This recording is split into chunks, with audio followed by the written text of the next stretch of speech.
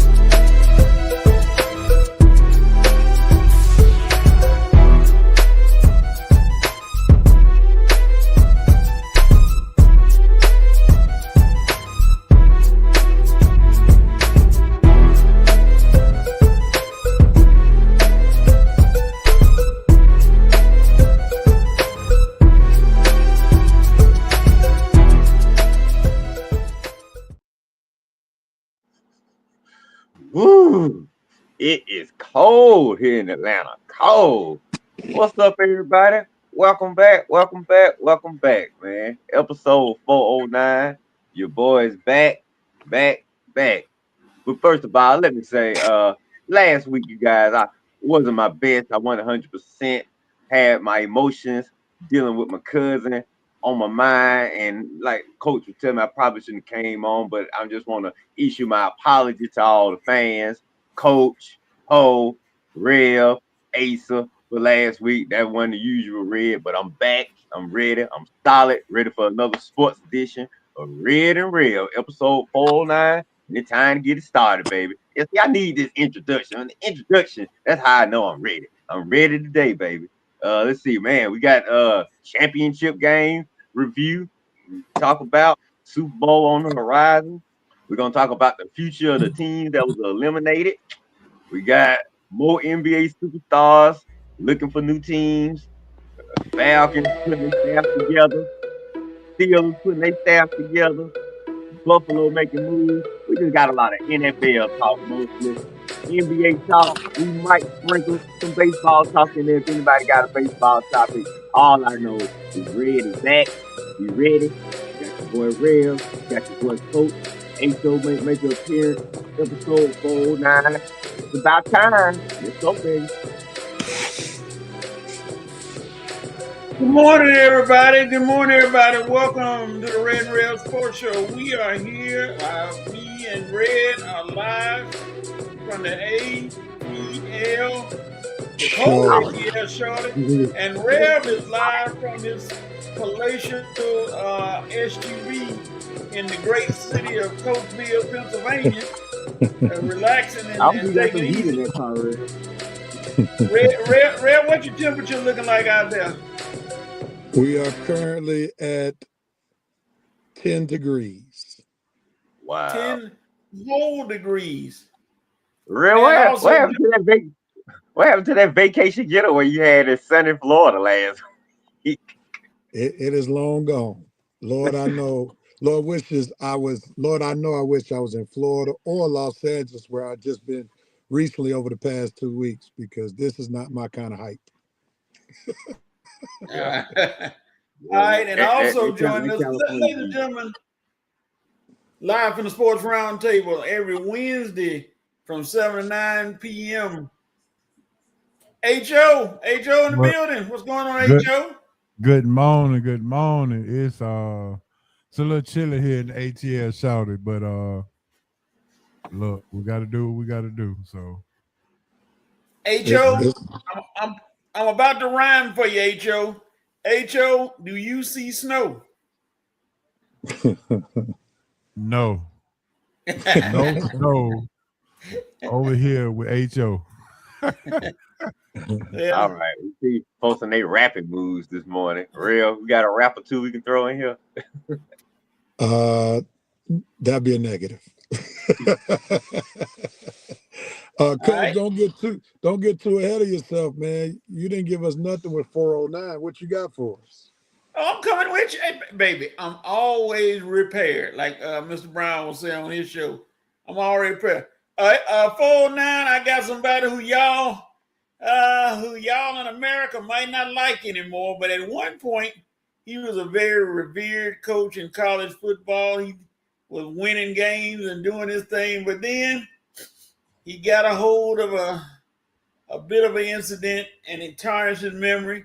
But I'm going to give him his props anyway. He has a total of 409 wins. The late Penn State coach, Joe Paterno, 409 wins on his career, which ended in infamy. I just use infamy and I'll hold it at that. That's where we're going to go. Joe Paterno. 409.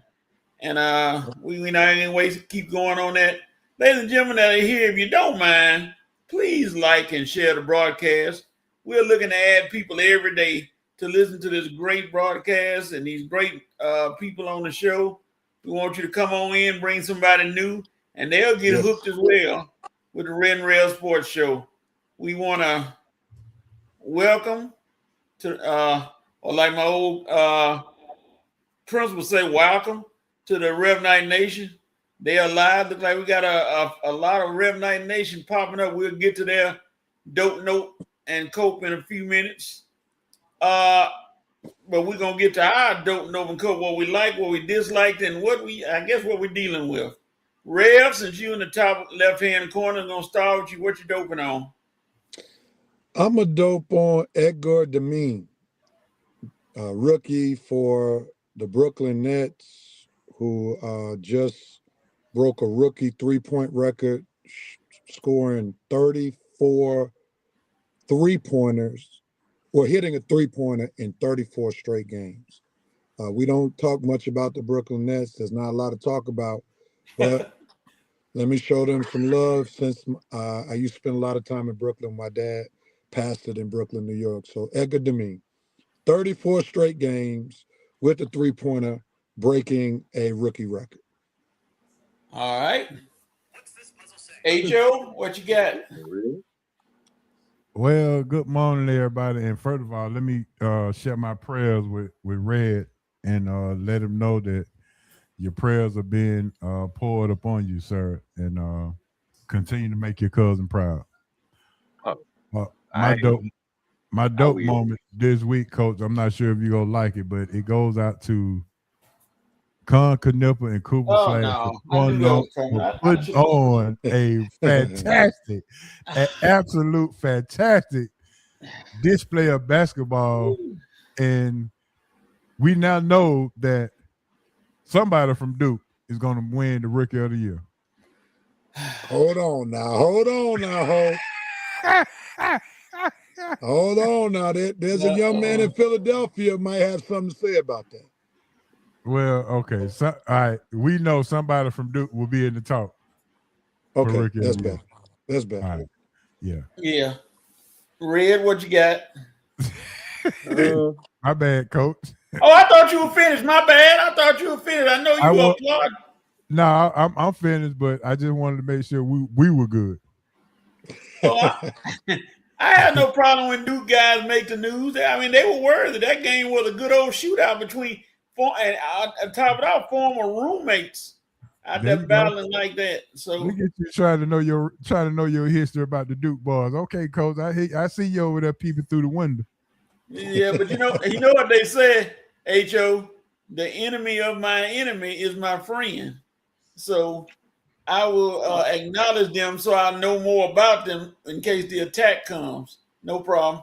There you go. Red. I'm trying to remember where that movie, what quote that movie. I mean, what movie that quote came from. I can't remember right now. But the enemy of my enemy is my friend. Anyway, I'm doping on ATL hosting the Super Bowl again, 2028. You hear that, Falcons? Got a couple of years to get your stuff together, so maybe you can be that third team to have a home field Super Bowl advantage. I doubt it, but anyway, you got something to strive for. But can't wait to have the NFL back down here in ATL again in 2028.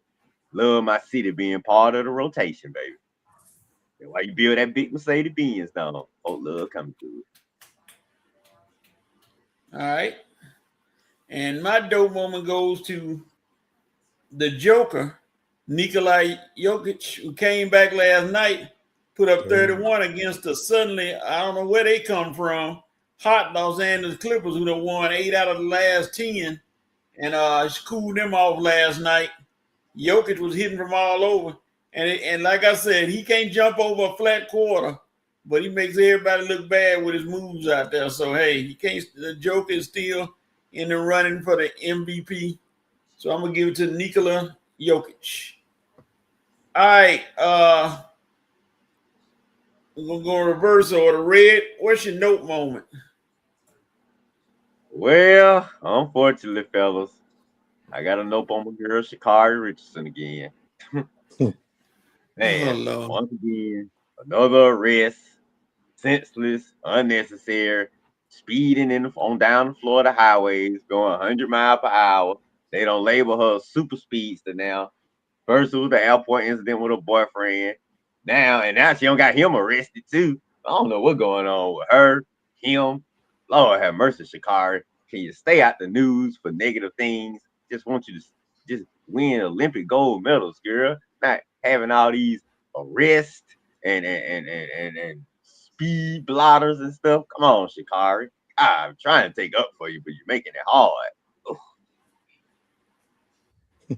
All right. Rev, what's your note moment?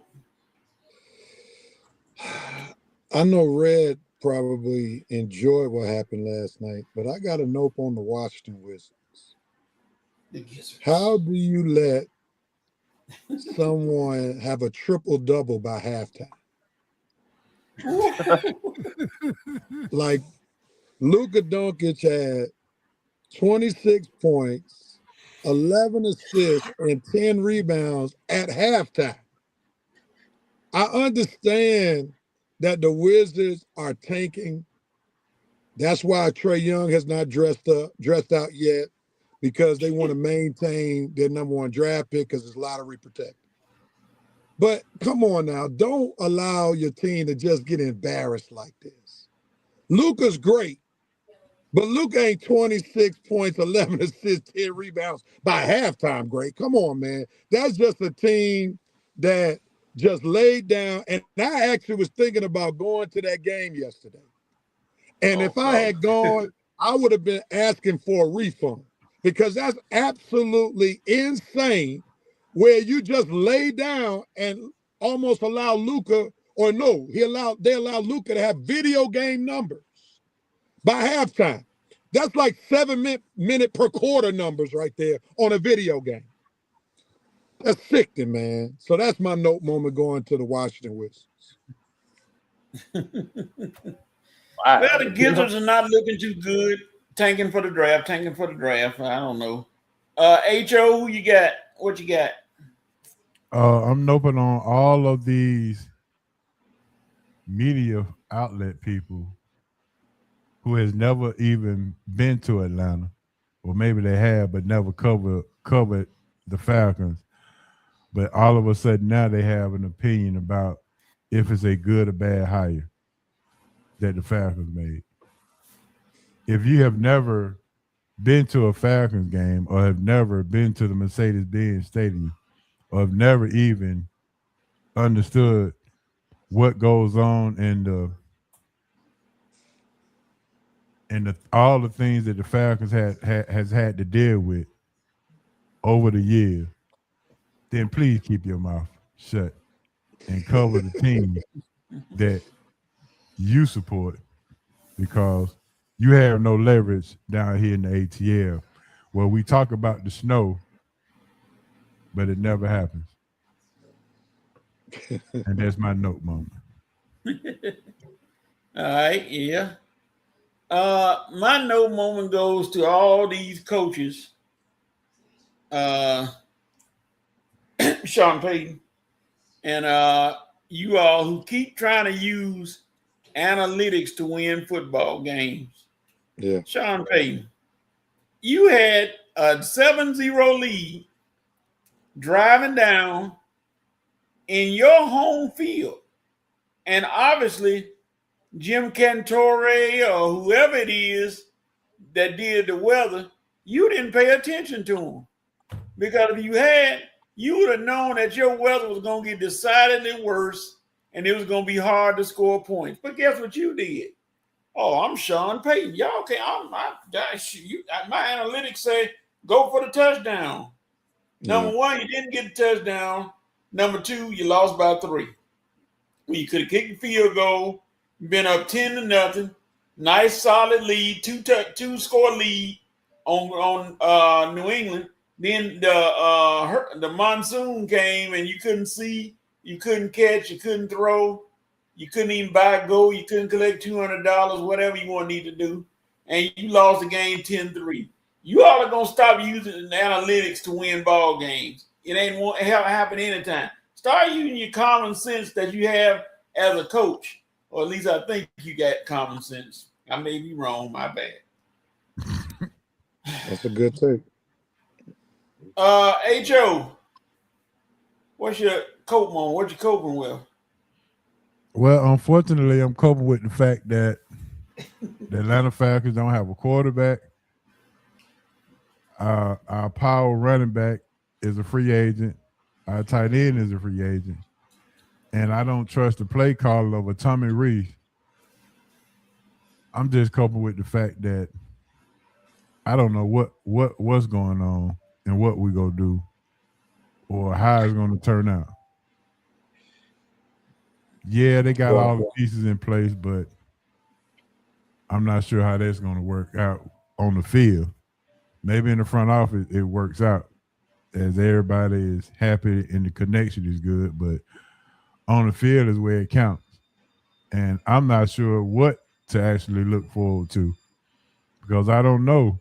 We're back in the same situation that we were 2 years ago with no quarterback. And now I'm not sure if do you sign Tyler Algier back? Yeah, even Caden Ellis is a free agent. He may want to go play with his brother. We got two brothers out there playing. So I mean, we may lose one of our best defenders as well. So again, it's just up in the air. So I'm coping with the fact that I don't know what's going on. Maybe I need to lean on Rev and use one of the quotes in the Bible that, your faith is what you can't actually see. Because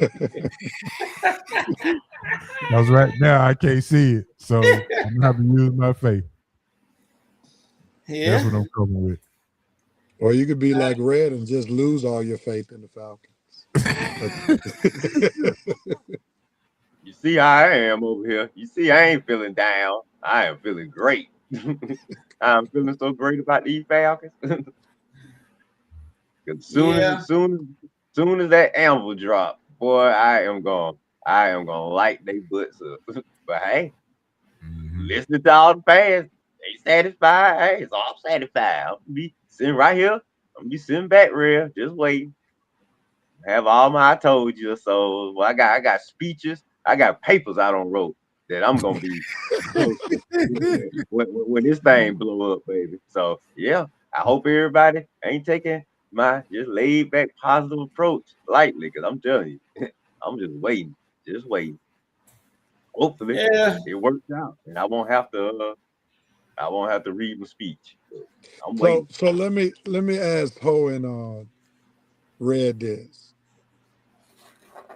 I know neither one of y'all are excited about the hire. All right, so we got that out the way.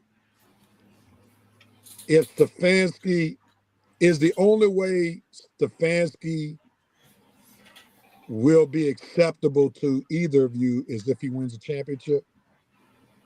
Is championship a bust for him as a hire? Well, that's it for me for every hire, real. So I mean, my mindset haven't changed. So that's it for me for every hire.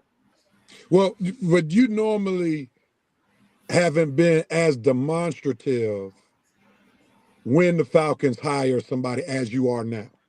Like, it's clear you didn't want Stefanski.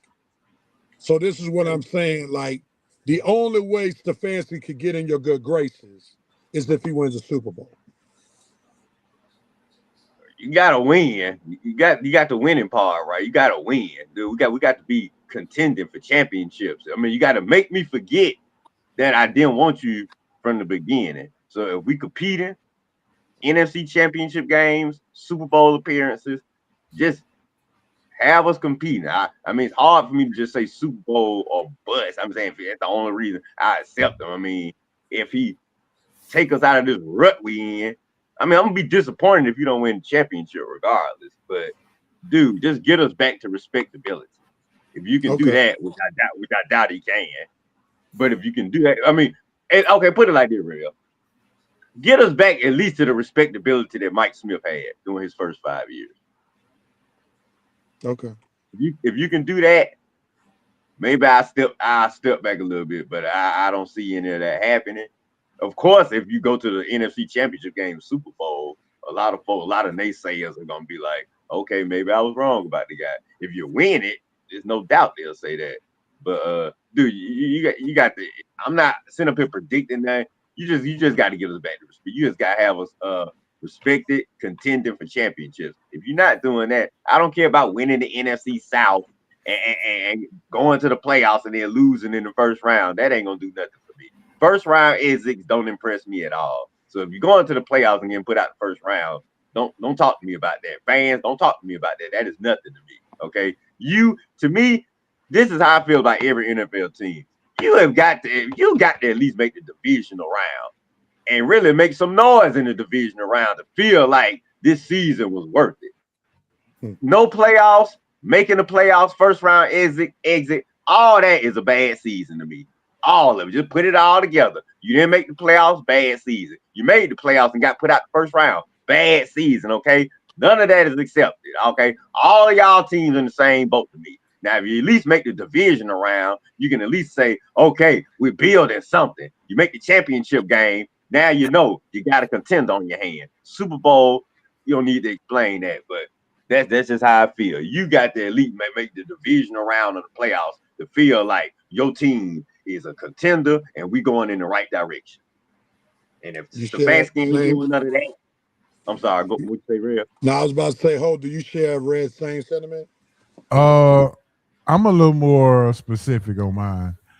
If the Falcons can be a Super Bowl contender, then he can be in my good graces. If he wins the Super Bowl, then I'm gonna apologize. But you got to be at least a contender for a Super Bowl. You got to be at least considered a Super Bowl contender in my eye to even get in my good graces. Okay. I got you. Now, if you win the Super Bowl, then I come out on social. I come out in the public and make my apology to you, sir. We'll be happy. I think me and Ho will be happy to eat crow. I'd be happy to eat crow if you win the Super Bowl. Yeah, and that'd be lovely. That'd be the best pot of crow I ever ate. Yeah, it'll be lovely. We could do it where we ain't got to travel. Where we could do it in 2028, where we could just stay home and I can leave Waffle House and come home and apologize. Yeah, Waffle House.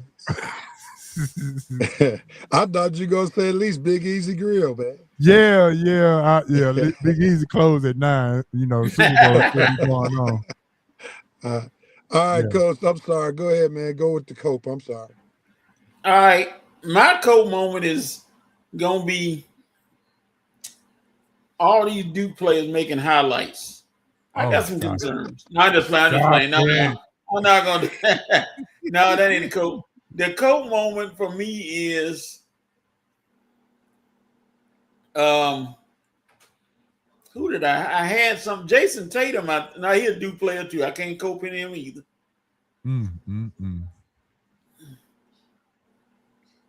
But my cope moment goes to the Michigan State Spartans. Michigan State. Here you are live on national TV against Michigan. Both of y'all top 10. Great game. And all of a sudden, Tom Izzo has a meltdown and y'all lose by 10 at home in front of everybody. Now, Coach Izzo, you my Nizzo. But, somewhere along the line, you got to pull it back and coach. That Randon Raven is out the door right now. So, and that's not going to get you a national championship. Michigan is serious. Michigan lost one game. Y'all had them in your home stadium and GM and couldn't pull it out, but it's okay. You'll get another chance. I guess you'll get another chance of them in the Big Ten championship, but it's looking kind of tight. They got some tough teams in the Big Ten this year. But that's my coat moment. And really, I want to do another coat moment, but I didn't want to talk about Lou Holtz. I know y'all heard about Lou Holtz. No, I did. You didn't? No, Hospice. Oh, okay. So we're going to move on.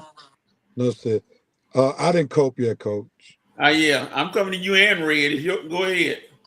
I'm coping with the fact that Atlanta Hawks fans are going to have to wait for the total effect of the Trae Young trade, because with the trade deadline coming and with most of the superstars that were tradable hurt, we won't really see the long-term effect of the Trae Young trade until potentially next year. So now people are going to be trying to weigh the trade, and especially those Trae Young lovers, based on how the Atlanta Hawks finished this year, not realizing it's a long-term effect, because they did not trade Trae Young with the belief that CJ McCollum was going to be the superstar. So that's what I'm coping with as the trade deadline comes. That Atlanta Hawks fans will not be able to really grade the Trae Young trade. That's a good right. one. Red. What's up, big dog?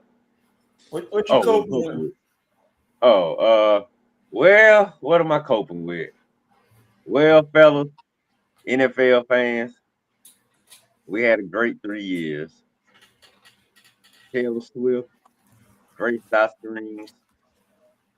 It was nice to have a celebrity in the house representing her man for the Super Bowl. It was a nice little story.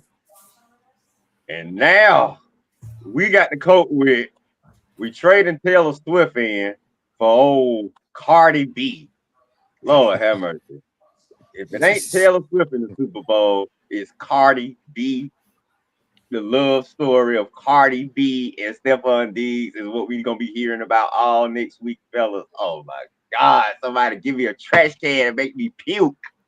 Anyway, I know Mr. Kraft happy that he get to hang around old Cardi for a whole week. Have you fun, Mr. Kraft. But as far as us NFL fans, Lord, please don't make this about Cardi B and Stephon Diggs all Super Bowl week. I hope not. Please find something else to talk about. And Cardi B, stop giving interviews. Please stop giving interviews. How about the folks stop putting the microphone in her face? Please stop. Anyway, I'll see how much Cardi B, y'all, we got to put up with this week. But don't be surprised if they try to, put her up on Taylor Swift levels like they did when Taylor Swift was all at the Super Bowl. Anyway, and then she's gonna be in Santa Clara where the weather ain't gonna be all bad, so she's gonna be able to wear some of them crazy outfits. But anyway, good luck to Patriots and the Seahawks. We'll see you next week. See you next week, Cardi. Anyway. Hey, Coach, if you don't mind, do you mind me giving out an honorable mention, Coach, that that I can speak for me and Red for? All right. And possibly Red. Coping with the fact that the two Super Bowl coaches that's coaching in the Super Bowl. Shall I continue? There's something to do with the Falcons interview. Yeah, they were both in the building, and we let them get out of the building. They went out of the building straight to the Super Bowl. Meanwhile, they fired their coach in the same time frame. Hello. As Big Boy say, hello. Come on. Well, that was a different regime, so that regime is gone now. Yeah, but it just don't look good or sound good. It shows how ill-equipped that regime was. Yeah, I think they just made a lot of bad decisions. So I'm glad they gone. I'm hoping Matt Ryan and Ian can make some better decisions. H.O., I got to top you with an honorable mention, Coach. I just found out, and I didn't know it happened yesterday. We lost a famous actor, and if you all don't know him, you don't know anybody. Demond Wilson from Sanford and Son passed yesterday. Oh, man, Lamont died. Wow. Yeah. Oh, man. That's 70 years old. I just happened to look on something, and I said, wait a minute. No, I thought it was a joke. You know how they put those things up there? But no, it's true. Graded Demond Wilson passed yesterday. God bless him. Rest in power. I just want to get that out of the way. Now, even though it wasn't nothing sports related, we'll give you that. Yeah. Coach, I'm trying to figure out, are you sensing your own mortality these days? Because you wanted to talk about hospice. Lord. Right. Talk about Lamar dying. It's like, hey, Coach, we're gonna have to put the obituary section in the sports show for you. Let's see, Rev Night Nation, dope and open coat. Let's see what they. I'm sorry. Boy, right over that, dude. Boy, he's getting right over that. I feel like I'm at church. We're going to start doing intercessory prayer after he does the obituaries. Yes. Y'all keep sneaking these entertainment tidbits in there. I'm gonna do my own entertainment tidbits. Y'all keep sneaking Yeah, we're gonna need an entertainment segment in a minute. Yeah, because y'all keep sneaking them in there. I was like, man, I could have made some of these announcements. King Atlanta supporter What's up, King? What's up? Good morning, King Atlanta. He said the Falcons ready to get to work. The Falcons will be Super Bowl champions. In what era? I don't know, but he might be talking about John on Madden. Oh, Madden, yeah, we got some Madden. Let him be optimistic, ho. Like I say, you gonna make that crow gonna be real thick for you. You keep saying He said, glad you back, Red. Glad send me the Waffle House then. I'm ready. Angel. That's Carletta. God morning. Hey there. Hey girl. What's up, Angel? Hey Carletta, how you doing? All right, Coach. I'm being heard. I waved. I had to wave at her. That's my wave right there. The bird cage. Says good morning, up, folks. What's going on, sir? And he also gave a promotion. Hit that like button. Let y'all know, hit the like button to share the show. The president is ready to get started. He said, good morning. No special events for today, but apparently Jesus is at the hairdresser. A lot of dandruff from the sky. Oh, Lord. Not the dandruff. Rev, he got one for you. He said, look like the Rev is adding to as many hats as it looks like he about to give us an in-car food review. Our own version of Mr. Chime Time. But then he turned around and said, Rev, I remember you had a quadruple double in the first quarter of the Wheat Street basketball team game. That might be true. Rev be out there hot doggy. That might be true right there. A quadruple double. Rev, I'm probably a Wheat Street back parking lot Hall of Famer. With those basketball goals out there? Oh, yeah. We had one goal back there. Okay. Yeah, you put on a show back there. We did a lot in that back parking lot behind the church. You can actually see the back parking lot off 75, 85. Yeah, look, you can. You can see that back parking lot. Just say Rev was a Hall of Famer there. It probably looked like that goal on White Men Can't Jump, Rev. The one that was in the middle of nowhere. Well, nah, it wasn't that bad. We had an interesting kind of backboard, but go ahead, Coach. Oh, yeah. There you go. Yeah. Winston Thornton, what's going on, fellas in chat? Smash that like button. Winston Thornton from the eye test, ladies and gentlemen, is here. Thank you for joining us, Winston. The president said, nope, moment. Apparently it was a slow news week. Shikari comes to speed things. Here we go. And poor Shikari. She's not going to get a break with the president. I can tell that right now. He's all over that. Ron Thomas, what's going on, Ron? What's happening? And he said, Red, you don't know what you're talking about. He made sure he put that in there. The president is on fire today. He said a hire stinks, but we got to be realistic. Championship or bust. First thing going is practically impossible.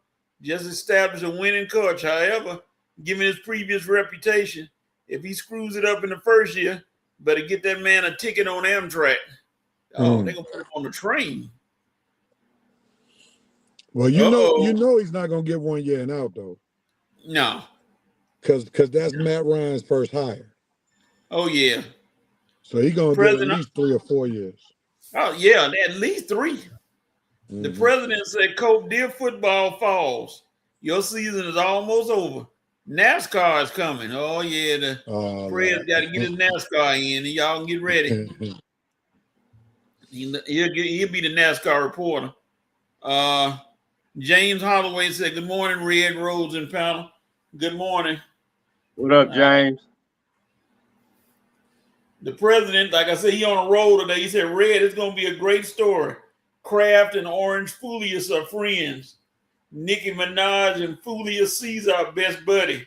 Nicki and Cardi, not so much." I'm tired of Nicki. I'm tired of Cardi. Tired of both of them. Sometimes you can't even tell them apart.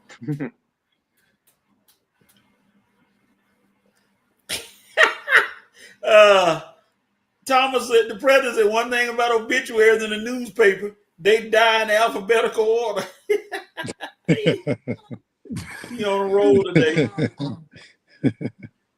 And of course, Carletta said, hey, Carletta, we're glad you're here. All right. Thank you, Reverend Knight Nation, for chiming in. We're glad you always chime in every week to give us some humor to work with. Okay, hey, we're going to jump right VP not here today, I noticed. Huh? I said the VP not here today, I noticed. Oh, yeah. VP must be in, who South Carolina got today? You might have to check it out and see who they play. He might be in attendance. Probably so. Falcons new hires. Over the last couple of weeks, the Falcons have hired new people, hired a new coach, new offensive coordinator, new this, new concession stand operator, some of everything. Red, we're going to start with you. All right. What do you think about the Falcons' new hires that they've gotten for 2026? Well, obviously, y'all know I'm definitely not a fan of the Stefanski hire. So, who to that?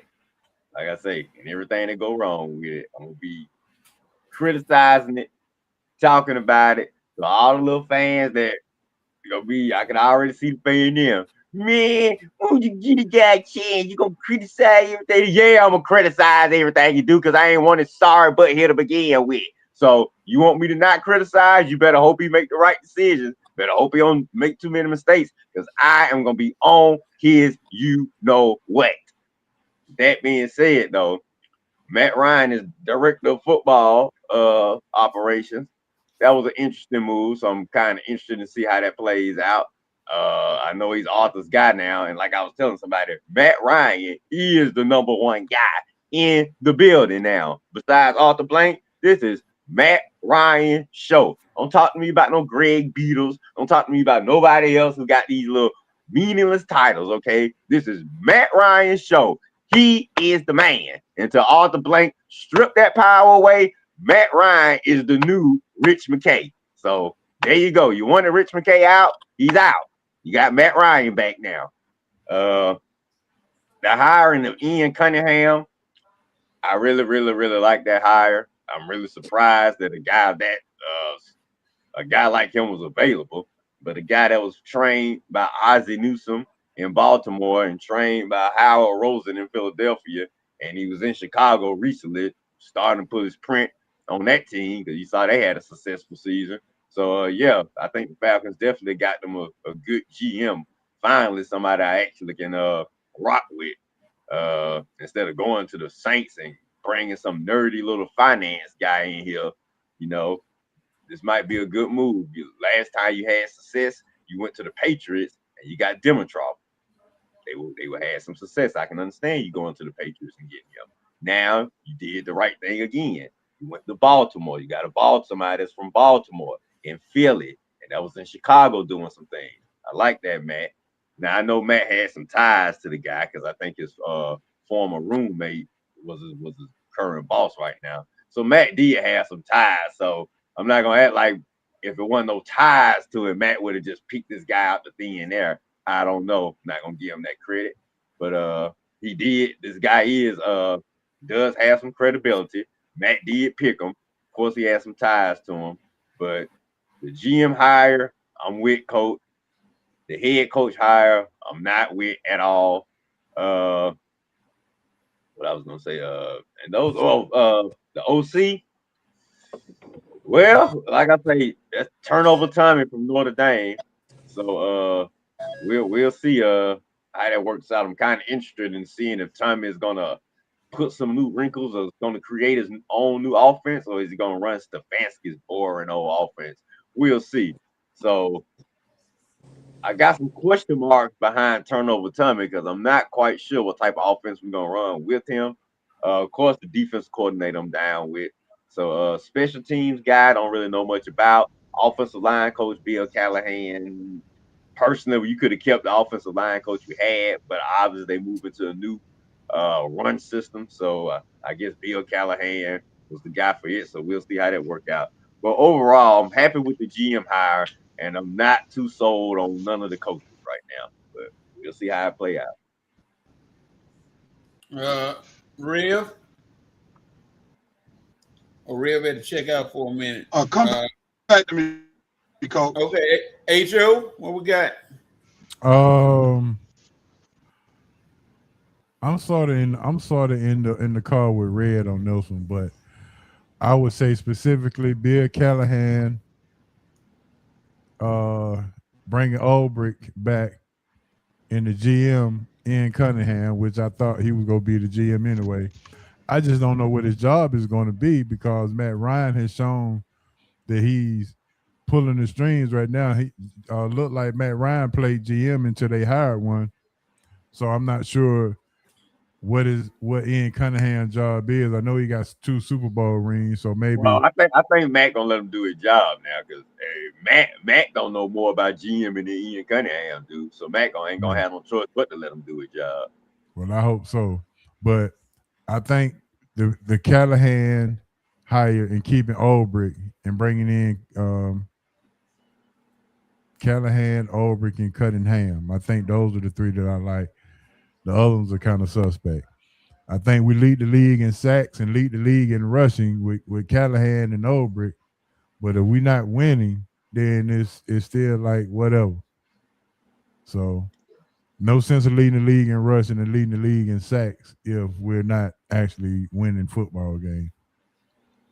So that is to be continued, and can't wait to see what's going on with that.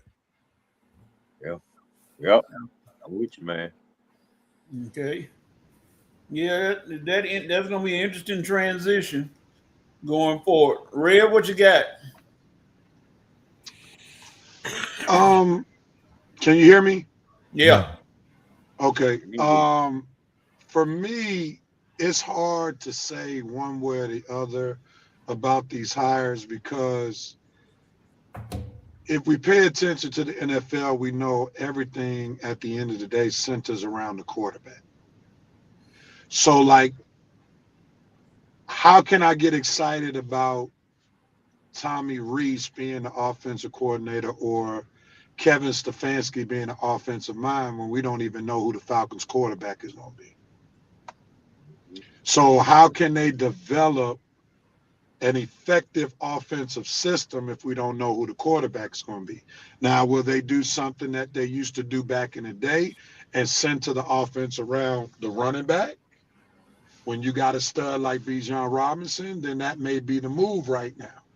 But we don't have any proof that they can build an effective offense that can lead to a Super Bowl contending team with that style of offense. So I think it's like you can't really know if it's an effective hire or not until you get the quarterback situation straight. And until you get the quarterback situation straight, it's like, to be determined because you got to build one offense around. If you bring Penix back, it's another offense if you somehow bring Kirk Cousins back. So it's just hard to say. I think they cut him, thankfully.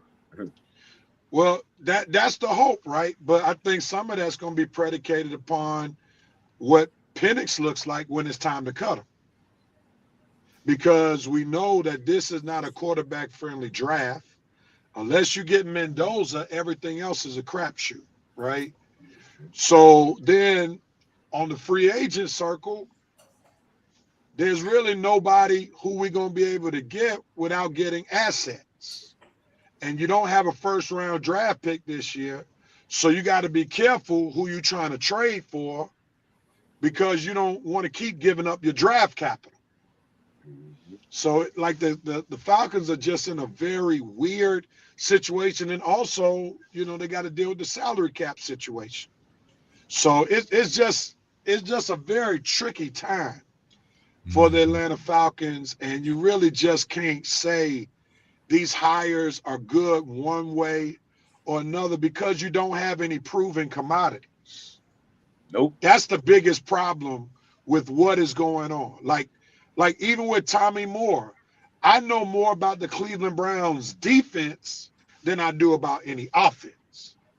So why would I get excited about a Tommy Rees hire when since he wasn't coaching Myles Garrett, I don't want to hear nothing about him. because that was the only thing worth watching when it came to the Cleveland Browns the past 2 years. If he was around when they had Baker Mayfield, that's not good news because Baker thrived outside of that program, not with the Browns. So there's nothing, to be excited about, in my opinion. All right. And not to mention that he's had 13 quarterbacks that was in Cleveland that we can't really say that he developed. So we know he's not a quarterback whisperer. Right. Right. They're supposed to be bringing that up like that's going to help his case. Oh, he had 13 quarterbacks. Duh, damn it. That's why we don't want him over here. He don't ruin 13 quarterbacks. Why in the world we want him over here? To ruin the 2 we got. Yep. And that's not on the ownership. That's not on the ownership. Kevin Stefanski is responsible for them 6 years in Cleveland. He was right there with the GM making all those decisions. I am not giving Stefanski a pass. I'm not giving him a pat on the hand. Dude, you are responsible for your coaching record. And your coaching record sucks. Just like you suck. Stefanski sucks. And then if you add on, if you want to pile on, Deshaun Watson got worse. Hey. Y'all. Despite the massages, he got worse. Right. That's what I'm saying. Man, Red, you're gonna take me back. I'm trying to be optimistic now. I'm about to get back to Red from last week. Yeah, man. Okay. Listen, what Janet Jackson say? What have you done for me lately? That coach of the year he won was 3 years ago. So miss me with that. Man, these Coach of the Year awards don't mean nothing. And these dumbos, they let you know these dumb Falcon fans don't know anything. Talking about he won. Who cares if he won 2 coaches of the years, you morons? Who cares? That ain't gonna impress us. Oh, he won 2 coach of the year. So what am I supposed to do? Back off criticizing them? No, you can take them Coach of the Year trophies and flush them. But okay, one more thing before we get off this. What do you all think about the alleged rumor or thought or may happen that Kirk Cousins is gonna be released? That's what I was just talking about. That's what I just heard recently. Yeah. Yeah, he's gonna get released. Now he may get signed back, but he definitely gonna get released because once they release him, they out of $67 million. Well, forgive me for saying this, but hey, here comes Eastern Stick, baby. Y'all, hey, everybody can poo-poo it if you want to. Eastern Stick gets his opportunity. In preseason, yeah. Okay, see, y'all ain't enthused at all. Eastern Stick is gonna be the new Drake May. I don't care. Hey, Coach, I wasn't gonna ask you, but now I have to ask you, what's in that cup over there?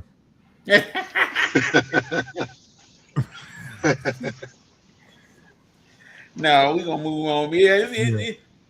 Now, a one-word answer. Is this what's the word I'm looking for? Is this a non-cut year for Stefanski? Does he get this year as a pass? Yes or no? No. No passes for Stefanski at all. Everything he do wrong, we are gonna highlight and criticize. Come over here and don't win. He ain't get no passes. What we getting him a pass for? Yeah, if he go 0-2, he gonna have to put it. Yeah, he gonna have to get a. He go 0-1. He gonna have to get a cruiser to cruise around his house. Well, I'm gonna use one word and say middle. And the reason why I use middle is yes and no. I think if you're just completely anti Stefanski, you're going to definitely say no. I would say yes, being objective, because he's going into the season without knowing who his quarterback's going to be.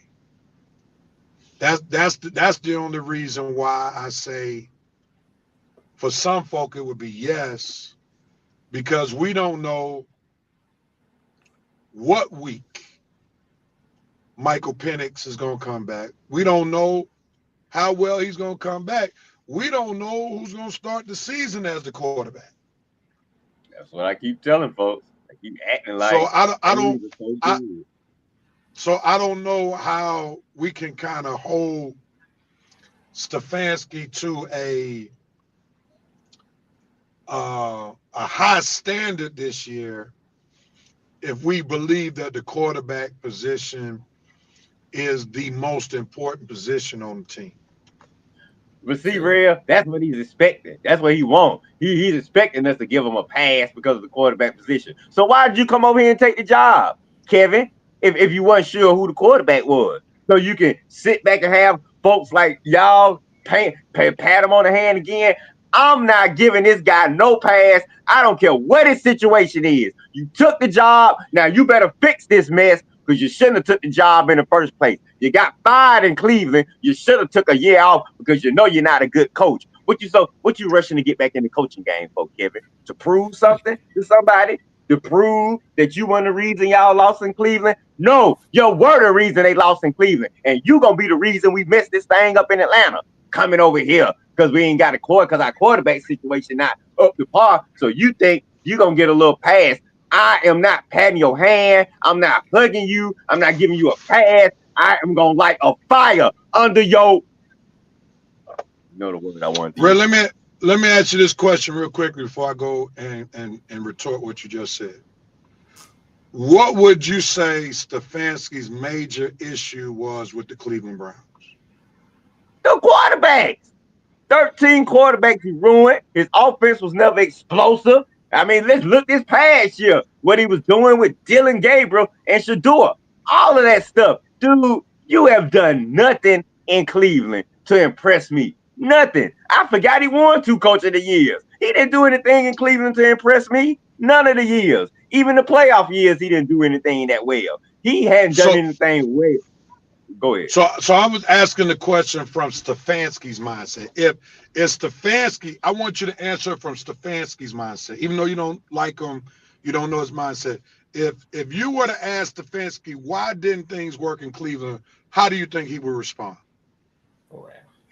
Let's see. Well, I mean, he probably would say he didn't have consistency at the quarterback position. Hey, Real, let me switch the question around and ask him this way. It's gonna be the same way, but I'm gonna ask it in a different way.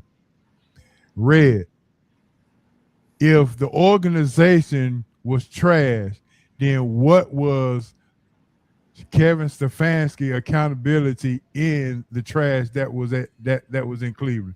What is his accountability in why Cleveland didn't succeed? What was his accountability and why the organization was trash? 50%. But what was it? The offense was never consistent. They never fixed the offense when he was there. They had like stretches when it was decent. When Flacco came and saved his butt in 2023, when Baker and him surprised everybody in the pandemic year. But take those years away, dude, he never had a top 10 offense in Cleveland. He was hired for offense. He never got the quarterback situation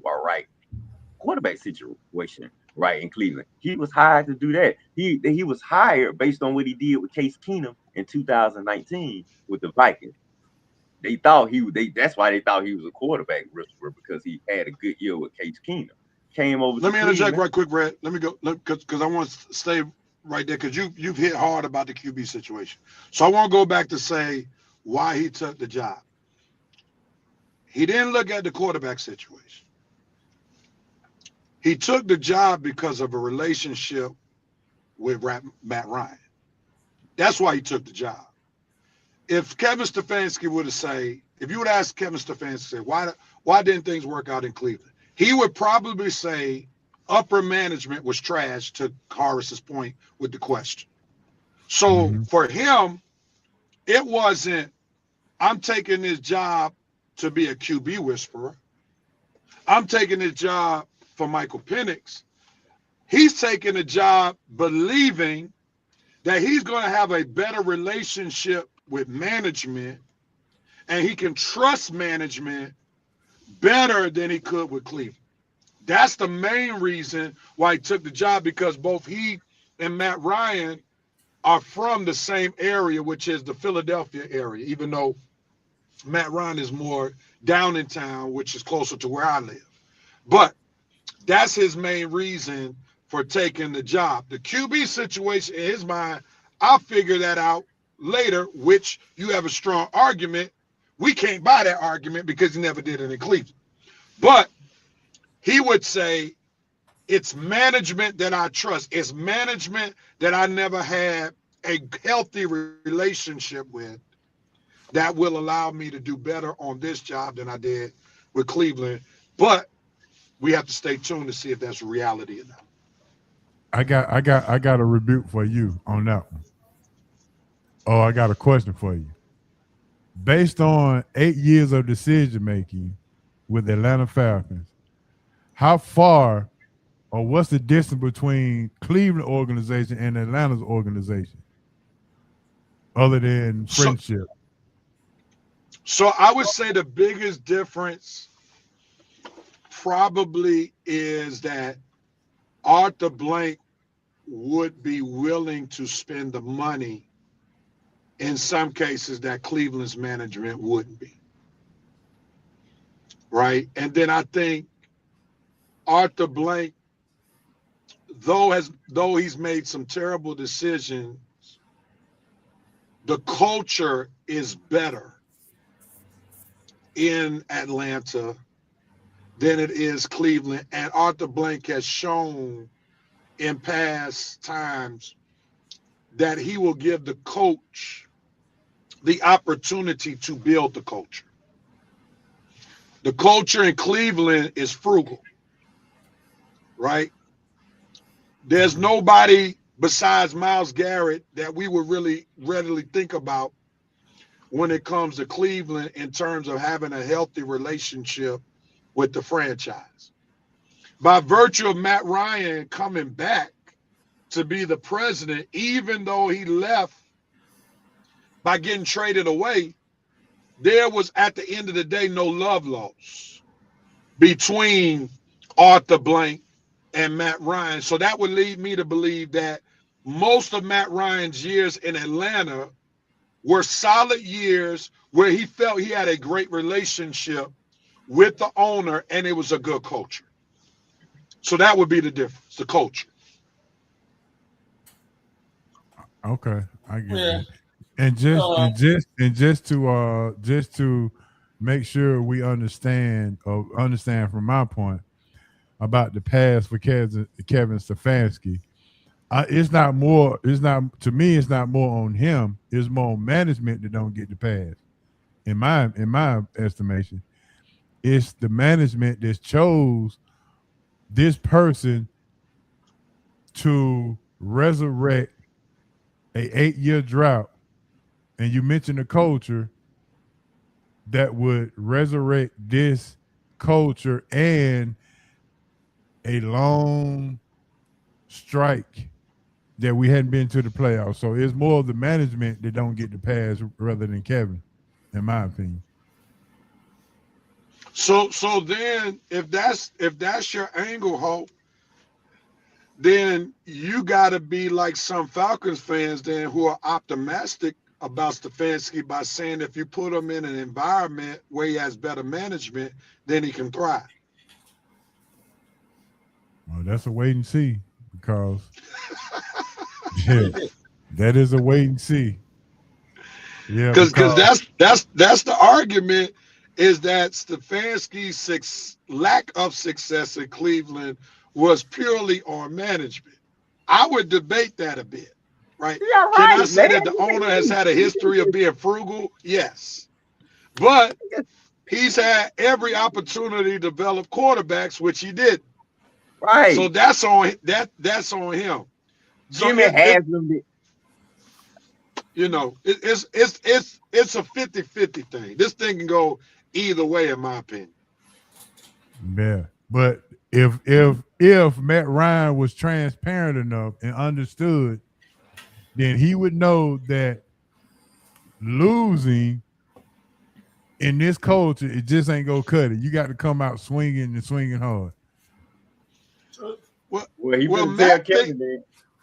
Well, Matt, I think Matt has studied Kevin Stefanski, and I think he really believes you put Stefanski in a better culture, he'll thrive. That's what I really believe. Well, he Matt has Ryan, to believe it. I think Matt Ryan just was tone deaf to the fan culture that has a good portion of African Americans by hiring him. That's the thing I'm most concerned about. Can there be an argument made for Stefanski being in a better environment and will succeed better? Yeah, there could be. But the hire to me is just tone deaf from the culture, especially when you know how revered Deion Sanders is to the Atlanta Falcons culture. Like the way this man it was intentionally trying to sabotage his son's career. It would be one thing if Shador came out to be like Tim Tebow, just trash, right? But Shador has some talent. Do I think he's going to be, well, I can't say he's going to be all pro because he was, that we could talk about that later. But do you think he's going to be a franchise quarterback? I don't know about that. But, I just have a problem with Matt Ryan basically, in my opinion, sticking the middle finger to the black fan base of Atlanta. He could make an argument about Stefanski as a football coach, especially with him winning 2 coaches of the year, which I know Red is not impressed with. But it's the culture thing that bothers me. I'm done. Yeah. I'm with you on that. No one ever can talk about Matty Ice. Never. Yeah. And Rev, you're going to have to watch your Tim Tebow slang because you know he was at the Last Supper with Jesus. So you're going to have to... Here we go. Oh, Lord. Coach, go to some comments, man. Go to some comments. Yeah, the Red Knight Nation trying to start some trouble. Leave Timothy. Nah. That was a good one, H.O. I like that. That was a good one. Leave young Timothy alone. Winston Thornton said, turn over Tommy in the building to tear down the offense. Talking about Tommy Reese's Peanut Butter Cups. Talking about him. Only new hires I support is Matt, Callahan, and Cunningham. Sound like a law firm. Stefanski and Tommy could be hits or huge misses. Uh-oh. The president said apparently Deshaun was getting the massage instead of the message. See, here we go. Deshaun, you'll never get any break with the president. I can tell you that right now. That's funny. Let's see. Abraham Heath, good morning, sir. He said he's better than what we had, is he not? That is highly debatable, Abram. And that's all you've been talking about. He's better than what we had. Better than what we had. Does that mean we're going to win with him? Okay. If I dump my girlfriend and get a better girlfriend, does that mean I'm going to marry her? Does that mean everything is going to be so great? He's better than Raheem. First of all, it ain't even proven that he's better than Raheem because the last 2 years, Raheem had 16 wins to his 8. So that's debatable. And even if he is better than Raheem, is he the guy that we actually wanted? Abram, so you telling me this whole past season, you wanted the Falcons to fire Raheem and go get the Cleveland Browns coach? That's what you were saying, Abram. I doubt it. I know you didn't. So stop with the BS. He's better than Raheem. I want to know, do you think this man going to lead you to the Super Bowl, Abram? Do you think Kevin Stefanski going to get the Falcons back to respectability? That's the only question you need to be asking yourself. Not, is he better than Raheem? It's a crap load of coaches that are better than Raheem, but are they going to lead us to the Super Bowl? Are they going to lead us back to respectability? That's the question. But see, that's a typical Falcons argument. Like that's an argument based on a championship list franchise. Yeah. Stefanski could go 9-8 the next 2 years, and that's better than Raheem. Like that's the kind of argument they make. Well, Matt Ryan was the greatest quarterback ever, but he went below 500 in the playoffs. See, that's where you set the bar so low for a franchise. Regardless, he could be 3 games better than Raheem. That still ain't good enough. Right? The bottom line is you want somebody who can win and compete for championships, not somebody who's going to go 9-8 because that's better than Raheem. Come on, man. Like, that's setting the bar so low for a franchise. And I've said this repeatedly on this show. Falcons fans are going to have to get smarter. They're going to have to get more astute, okay? Because I live in a place now where the fan base matters and their opinions matter. You would think that the Philadelphia Eagles are where the Falcons are now.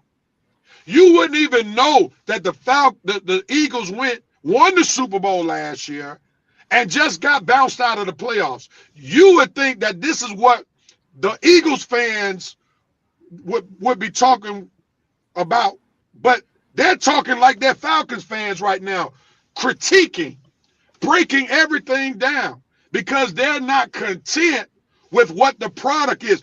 They're up here talking about firing Sirianni, who's been to 2 Super Bowls in 5 years. These are the conversations that they're having. Meanwhile, Falcons fans who's never won a championship talking about at least he's better than Raheem Morris. All right. Come on, man. Yeah. Why I go ham on the rail? What are we doing?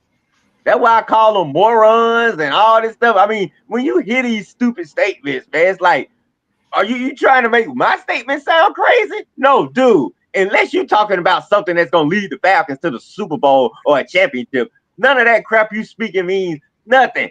I don't care if Matt Ryan is the greatest quarterback in Falcon history. We didn't win no Super Bowls. I don't care if Stefanski is better coached than Raheem. Are we going to win some Super Bowls? You understand? After everything you say, ask yourself this. Is it going to lead us to a championship? Because if it ain't, what does it mean? Well, you're right. Can I just say this one last thing, Coach, and I'm not going to interrupt you? Yes, sir. If the bar is at least he's better than Raheem, then the Falcons might as well bring back Jim Mora, might as well bring back Mike Smith, might as well wait for Dan Quinn to get fired from Washington and bring him back too, because all of them better than Raheem Morris. Right. Like, I want you to understand what you're saying. And just for the record, me and Red don't agree with the statement. All right. The president got something for you, Red. He passed Red a gummy. John Harris said, hey, Red, I'm up. Shout out to the Red and Real Sports Show. Good morning, sir. Appreciate you, John. The president said, so let me ask this. Given the quarterback situation, would it even matter who got the job? I think it would have. I think it would have. I think it would have. And this is why I would say I think it would have. If you hire somebody like Harbaugh, if you hire somebody like McCarthy, I think it matters because you could at least say they have a history of winning franchises, right? So from that angle, outside of the quarterback position, it matters. Anybody else outside of McCarthy and McCarthy and Harbaugh, I don't know if it matters because none of these other coaches that are being hired have that type of winning DNA. Cachet, thank you. That's even a better word. Winning cachet. Like, now, if the Falcons have waited and possibly got Buffalo's coach that just got fired, he would fall into that category as well. So if you've hired somebody with experience, I don't think the QB would have mattered as much. But these guys who don't have a winning cachet, we don't know if it matters or not. And like I said, I never imagined Stefanski would have been on our radar. Like I said, I mean, to me, I don't mind the new coaches if you get somebody who I think can actually do something. But if you were gonna go retread, then I'm with Rev. I would have been. You should just bought in Mike McCarthy. You could have bought in. You could have bought in Robert Saleh. Could have bought in Hart. Well, I don't think Harbaugh was coming, but definitely could have bought in Mike McCarthy. That's the way you were going. And the reason I think most fans wanted Clint Kubiak is because I recognize what the QB situation is right now. You see, unlike these morons that are Falcon fans, I know we got a QB situation. And that's why I believe Clint, because we probably gonna have to go sign one of these little sorry bridge backups. And that's the reason I wanted Clint, because I felt he could have worked with that bridge backup and at least maybe help the guy get us a few wins, because we probably not gonna have Penix to start the season. And the Tyrod Taylors, the Jacoby Brissetts, the Malik Willises, I felt Clint could have worked with that guy and probably like he's working with Sam Darnold now. To me, Sam Darnold's still trash. But if you got a good OC and quarterback guy, then it'll look different. And I felt Clint could have did that, which whatever bomb quarterback we bought in to wait till Penix got back healthy. And then maybe he could have worked his magic with Penix too. That's why I wanted Clint Kubiak. And he probably would have kept Ulbrich, so we wouldn't have had to worry about the defense. If you were going to try something new, that would have been the guy to try something new with. Now, if you were going to go retread, this guy was the last guy I would have thought of. You honestly think anybody would have said, oh, man, let's go get Kevin Stefanski. You know that guy Cleveland just fired? Yeah, let's go get him. Out of your mind. God, Mike McCarthy should have been the way to go. At least doing what Pittsburgh did. Or, so, Rev, you going to bring in Stefanski? Just bring in Mike McDaniel. I would rather you bring in Mike McDaniel than about in Kevin Stefanski. Yeah, because that's a fair point, because he did more with Tua, or attempted to do more with Tua than Stefanski did with anything that he had in Cleveland. So that's definitely a fair point. So Red, basically you're equating Kubiak to be on the same line as a Kyle Shanahan.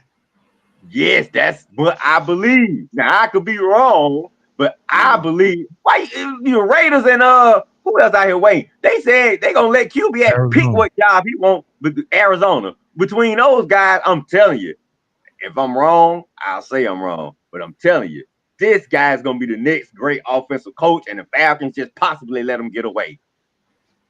Two at a time. Oh, my bad. All right. The two coaches are in the Super Bowl. We're gonna keep saying that. I mean, y'all already let McDaniel and Vrabel get away. I don't think Vrabel was wanting to come here. I always think Vrabel was a New England guy myself, so he's in the right situation. The guy in Seattle, yeah, but he's a defensive guy. I think folks wanted an offensive guy, but he ain't like he'd have brought Clint with him. Huh? He'd have brought Clint with him. Right. You're right. And then we would have lost him though. Right, exactly. We would have lost. Look, I want Clint to be the head guy. I don't want to see that again. Like, my thing is, get an offensive minded head coach who can run the system. Yeah. And when from an offense standpoint, Stefanski's an offensive guy. So at least you crossed that hurdle. But like, we got hurt big time with that Dan Quinn situation. Like, you have a record-breaking offense the year they go to the Super Bowl, and as soon as Kyle Shanahan goes out, that offense was like 50% of what it used to be, and that's just too much to lose. Like, and if you were to tell me that we would guarantee a Super Bowl, I'd be like, yeah, do it for the 1 year, cool. But we saw even with Kyle Shanahan's greatness, the Super Bowl's not guaranteed.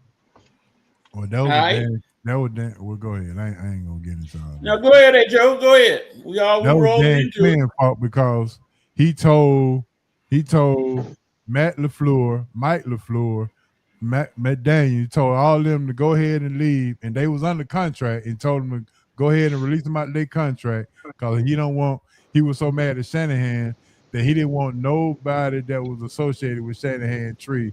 So he told all of them to get out of Atlanta. And that's why Dan had to go. That's why Dan is a dummy. And that's why he had to go. And I'm glad he gone. Dude, that was stupid. And then he went to hire Sarkisian. Don't bring your playbook. We're gonna run what Shanahan ran. And it looked nothing like it.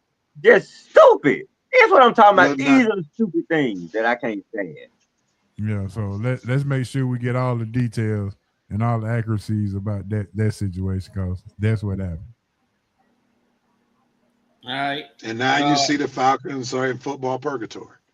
There you go. Because of that one move right there. That's why I keep telling you, man, it ain't got nothing to do with curses and all this witchery and magic and wizards. Dog, you make the right decisions, your football team succeed. You make the wrong decisions, and you see what's gonna happen. It's all about decisions, man. Okay. John Harris said, let's see what we got here. Was Stefanski? Oh, he went out. Was Stefanski hire free and rescue by Ryan? Okay. It seemed like it, John. With the guys to him.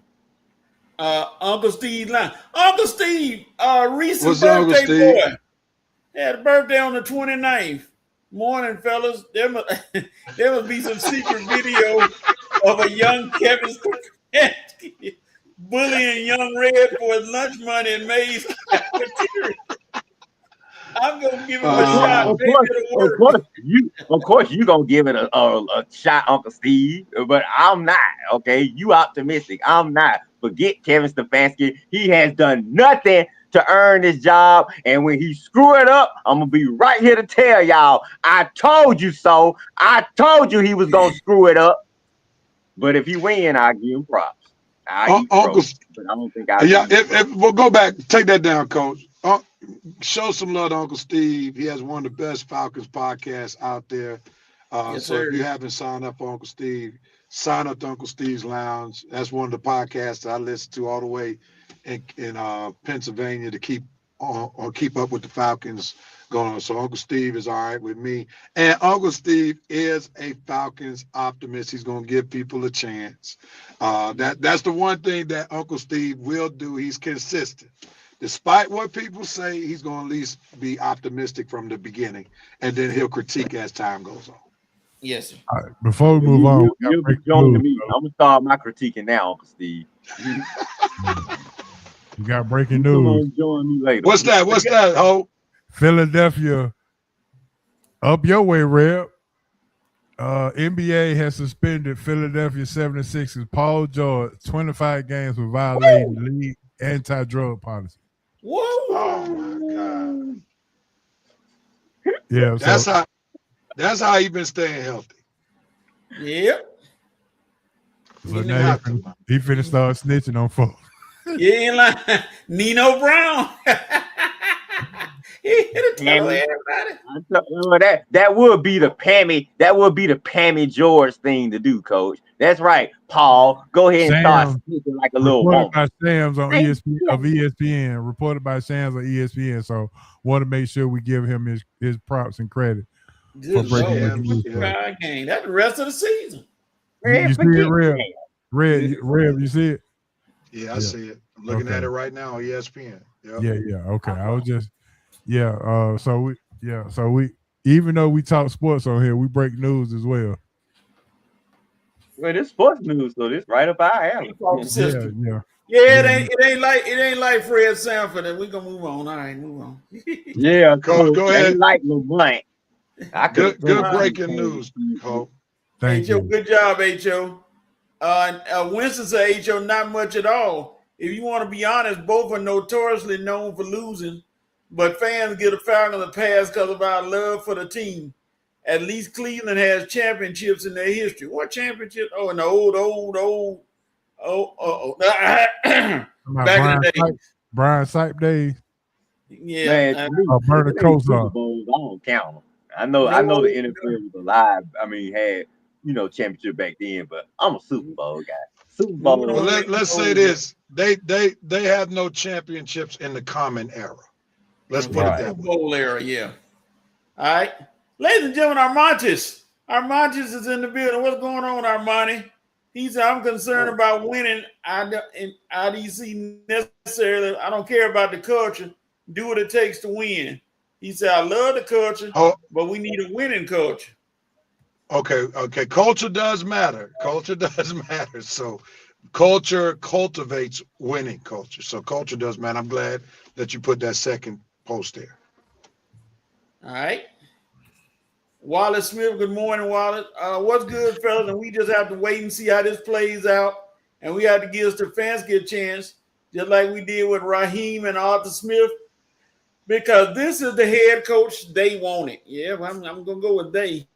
We ain't got to go. The problem is, hold on, before you go to Armani. Okay. The problem is taking that approach would work if your franchise is not in a serious playoff drought. Right. Like that does not work now. When you're on your third coach since you won the Super Bowl. So I understand. Went to the Super Bowl, not won. Yeah, went to the Super Bowl. You went through Arthur Smith.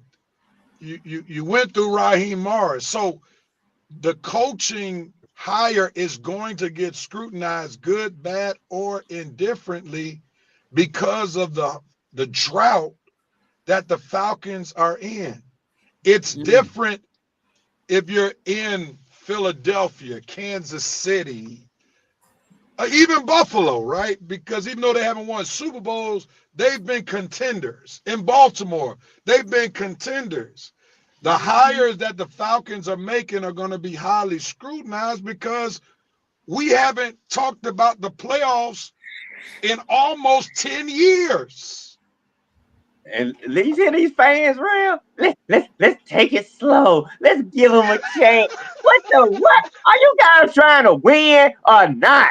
Okay? I ain't giving nobody a chance. You better come in here winning. I'm going to be on your butt. You understand that? No more passes, no more chances, okay? You either win or I am criticizing your butt. Woo, boy, I wish we would. Can I say this? This is problematic. We witnessed in most of our, just recently in football, we witnessed 2 decades of the New England Patriots ruling football. They have no longer the quarterback that was part of that dynasty, no longer the coach that was part of that dynasty, and they are back in the Super Bowl with a new addition. While the Falcons fans are saying, let's wait. God, man. They're on the verge of winning another Super Bowl with a whole new crew before the Falcons even made the playoffs since the last Super Bowl. And the Patriots were the one who beat them in the Super Bowl that the Falcons last went to. Right. But I tell you, that's why I say I don't know. I just need to talk to the Falcon fans that's trying to win. If you ain't trying to win championships, man, y'all need to stop talking to me. Because all y'all gonna do is make me upset, and we're gonna end up going back and forth, and you're gonna hear things you don't want to hear. So look, man, if you don't have that Philadelphia mindset, that LA, New York, Boston mindset, like I'm trying to adopt it, you guys, but you guys want to insult me when I make posts telling y'all these are the standards we need to abide by. But they want to go off on me, Rev. Oh, yeah, Rev, give them a chance. How do you know? Why you so man? Are you crazy? We are trying to win Super Bowls. And then you go crazy when ESPN and all these other shows don't show us no respect. Why would they show us respect when they listen to these idiot fans talking about, let's wait, let's give them a chance, let's be this, let's be so nice. No, Red, why you being so hard on him? Shut up, God. At least he's better than Raheem Morris. Right, he's better than Raheem. Matt Ryan is the greatest Falcon quarterback of all time. All these loser comments, and you keep saying that we want to win. You keep saying, Red, I want to win the Super Bowl too, Red. I don't think so. No, you don't. No, you don't. I want to win the Super Bowl. I don't know about the rest of y'all. Red want to win the Super Bowl. Ho want to win the Super Bowl. I know how Red and Coach feel about championships. The rest of y'all, I have no idea. Stop talking to me like you're trying to win, because I don't believe it. To add on to Red's point, I know this is Matt Ryan's first go, but Matt Ryan, I don't think you need to hire a guy from the organization who ended your career in Atlanta.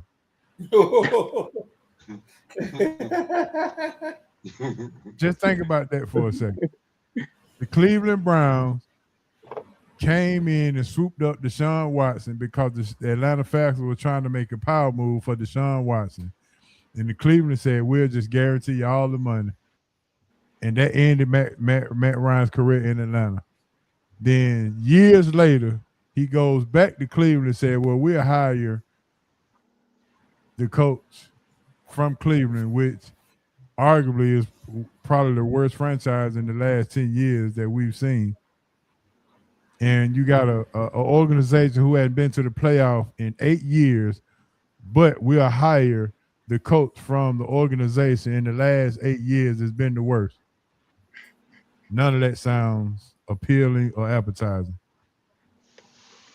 Yeah, but and thing about it, whole, I'm just laughing at the ones and all these fans that were supporting it. Some Red. Red. I never imagined folks would be sitting up here making excuses for Kevin Stefanski, saying, Red, give Kevin Stefanski a chance. Let's see what Kevin Stefanski, Cleveland Browns, Kevin Stefanski. That's who y'all telling me to give a chance to? That's who you telling me to hold on. Let's see what he does. Kevin Stefanski, who ain't won but 8 games in the last 2 seasons. It ain't like this guy been a coordinator, real. This guy been a head coach. He was a head coach last year. 8 wins, 2 seasons. I thought if you fire your coach, you're supposed to get a coach that's better. And then I got guys like my guy Abram, he's talking about at least he's better than Raheem. Well, actually, Abram, that's not what the records say.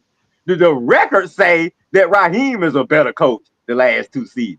Raheem 16 wins, Stefanski 8. So please, Falcon fans, all these optimistic Falcon fans, tell me why I should be optimistic about that. Tell me what you see in Stefanski that I'm missing. That me and Rev and Ho are missing. What is this magical trait that Stefanski has? What is this great thing that he's gonna bring to the Falcons that I'm missing? Because all I've been seeing him do is lose the last 6 years in Cleveland. That's all I've been seeing. Had to with 2 lucky little playoff appearances that he didn't win. And the little 1 win he got, he wasn't even on the field coaching. He was at home in the bed sick. So he didn't even coach his playoff win. Well, Coach, I got to get ready to go. I'm going to give my You Have the Right, and then I'm out of here because I got to go cover a basketball game. Falcons fans, you have the right to wise up before you rise up. I'm out of here. Thank you, Rev. Peace, fellas. Thanks all for joining us. Yeah, Rev's gone, ladies and gentlemen. Armani said, and I quote, "We don't have a deep culture of winning. Fans are a direct reflection of the organization. The president got a solution.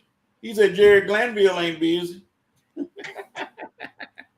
He said, "Bring in the we're gonna hire retread. Yeah, might well hire one of our old coaches. Bring in the Grits Blitz, baby. Grits Blitz, can't stop him." John Harris said, "Do you guys realize that 2026 is going to be the 10-year anniversary of the biggest flop in Super Bowl history, and one of the orchestras of the biggest flop is now the president of the Atlanta Falcons?" Yeah, John don't like that Matt Ryan hire. Winston Thornton said, "Yes, even with the quarterback situation, it matters who got the job. The right head coach is either going to fix the situation or he's going to get his quarterback. It matters who's leading your team." Right, and we got Stefanski leading the team, so think about that. Winston Thornton said, no, Alexis Hill, good morning, Alexis. He said, good morning, guys. Culture is overrated. It's about a winning culture. You can't have it both ways. Some players don't want to come to Atlanta because they get distracted by the culture. Uh-oh. The president said Falcon fans thought they were getting a financial Christmas bonus, but got a membership to the Jelly of the Month Club. No comment. Wallace Smith, good morning, Wallace. I'm going to keep saying it, and players make coaches. And if they don't have enough talented players to run their scheme, most of the time they will not have a winning season.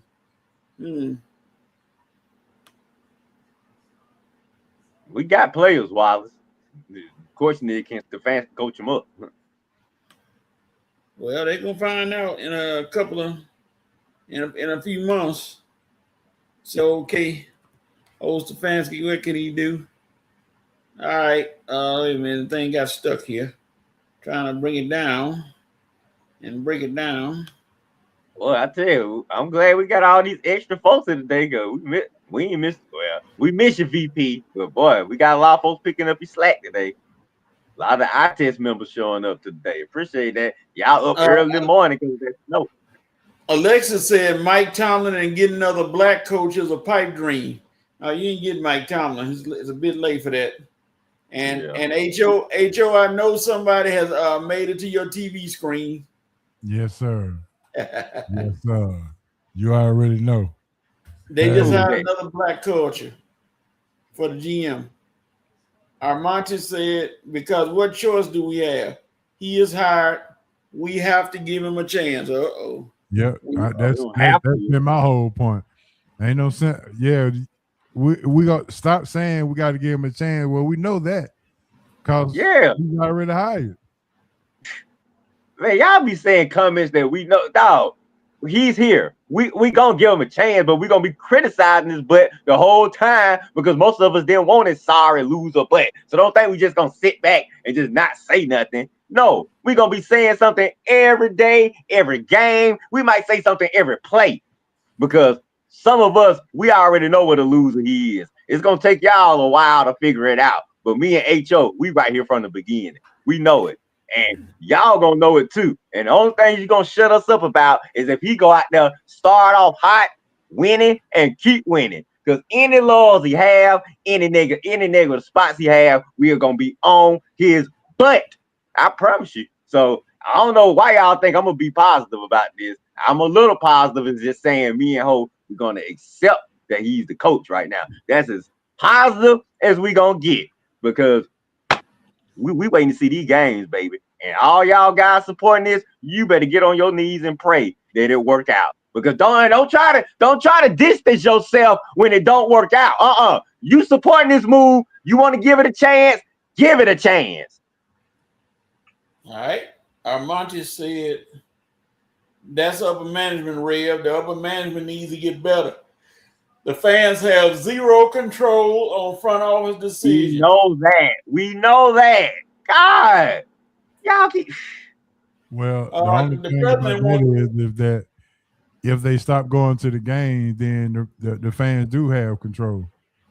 They don't see they not thinking, Ho. They not thinking. They just ready to put on their outfits, go down there, have a party, act like everything all good. Oh, I'm a fan. I'm just gonna go. Hey, shut up. And then at the same voice, they talk about they want to win. Pick one. Do you want to win or you want to go down there and have a party? God. All right. The president said if he could just hear you scream Mario Chalmers one time, Red. Mario Chalmers! That's all he want to hear. Alexis Hill, the culture can be distracting, but those lemon pepper wings are tasty. See, he's so foolish.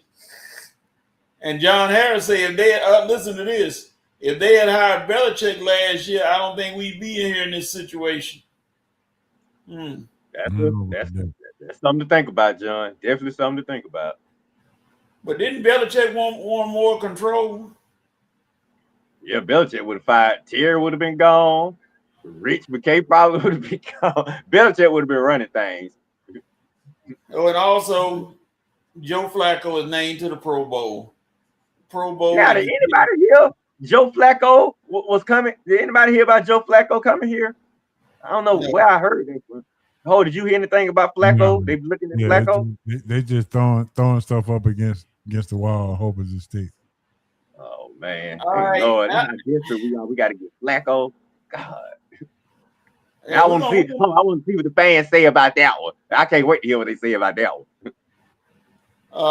Before we go, let's see. The president said, "No, on Belichick, we had to deal with that child of his." Yeah, but she would drive folks at Flower Branch crazy. All right, we're gonna take an audible real quick. We're gonna go to halftime. We're gonna come back. We got some 5 for 5, and then we got the NFL championship games that took place to talk about. So let me get the 5 for 5 ready, music ready, and we'll be, ladies and gentlemen, stick and stay. Don't go away. Hip hop parade. I mean, we love you, Falcon fans. We'll be back. Talking to do. We still got more to discuss on this thing.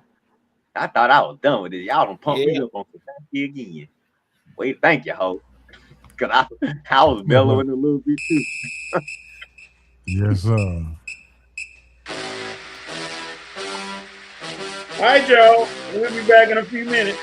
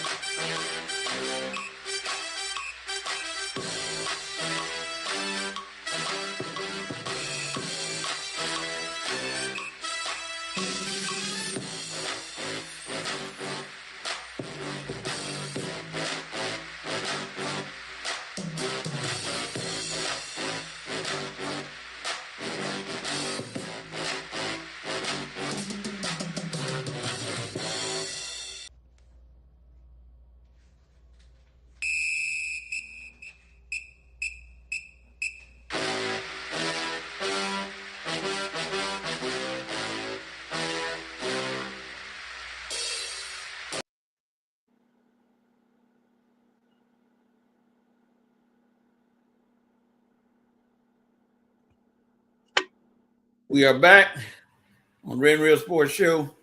We are back. From halftime, we went through a Falcons recital for the past hour or so. It's all Falcons all the time. And now we are moving on to we'll come back to this question. When HO gets back, we're going to do 5 for 5. The VP, I don't know, he's not. I mean, the VP is not here today to give us the 5 for 5 music, but that's okay. We shall move on. He gave it to us in spirit. He gave it to us in spirit, Coach. Yes, he was here in spirit. All right, let's see. Oh, the president got you. President, yes. Thank you, Mr. President. He said cue the loonies. They're always here all the time. So thank you for that. All right. 5 for 5, 5 topics. Brief comments about each one. Gonna let those HO and Red talk about them. Once we get them in, brief commentary. Got 5 good topics today. Starting with you, Red. Let's see.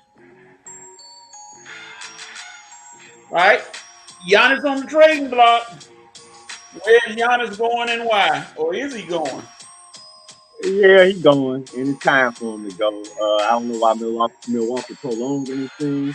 This should have been a done deal for somebody. I'm just interested in seeing if my Hawks are gonna make a move, or I don't think my Lakers gonna make a move for him, but the Hawks actually can try to make a move for him. But the thing is, HO, they're gonna have to give up a couple of them young boys, and they probably ain't gonna want to do that.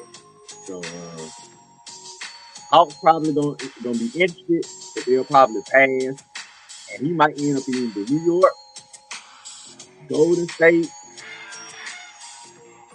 or a team that we're not thinking of right now. I heard OKC was interested. I gotta see that to believe that. I just don't think OKC will want to blow up their little young core to add Giannis and SGA. But if they do, we'll see. But it's definitely time for him to leave Milwaukee. You did what you supposed to do there. You got them a ring. Nothing to be ashamed of. It's time for you to move on to another chapter in your life. So finally, I'm finally Milwaukee and him are finally doing this. So it's been time. Hey Joe, what do you think? Giannis on the trading block. Yeah, every all good things come to an end, they say. Miami or Golden State, I think is his destination. Miami or Golden State. Yeah, Miami or Golden State is his destination. Miami always in it for everybody. They always involved. Okay. All right. Next topic. HO. Coco Golf lost, and she had a semi meltdown after her loss. Your comment? Yeah. I guess she thought all the cameras, she had cleared the camera wave, so yeah, the meltdown was probably not what she was expecting it to have in the public eye. But I mean, yeah, I can understand the frustration losing 6-2, 6-1, and didn't get a game.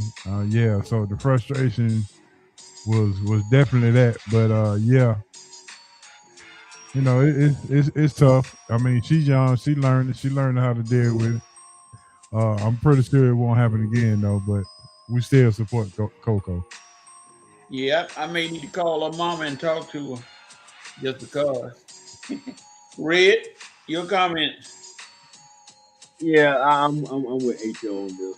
Like I say, still love you, Coco. Still gonna support you to the end. But like I say, it was a little funny moment. I'm just trying to figure out how far did he walk after me? Because the cameras were still following. He must have walked that far from the mat or from the court to where she went. And my thing, Coco, if you really trying to let out frustration, you gotta walk a while. You gotta walk a long way. Get way further out to make sure them cameras not following you. Like I said, I understand the frustration. I'm saying, but yeah, it didn't look good. It looked like you was really cheap. But I mean, like Hazel said, the way you lost, man, that was a bad loss. I understand the frustration. I just wish the cameras hadn't caught it. And my thing is, man, I also didn't like the way her hair was looking. She was sitting up at the press conference, man. Coco, boy, Coco was just looking rough after that tournament, man. So yeah, I hope that don't happen again because she was just looking too rough. And I'm just like, Coco, you got to pick yourself up when you come up on the stage now.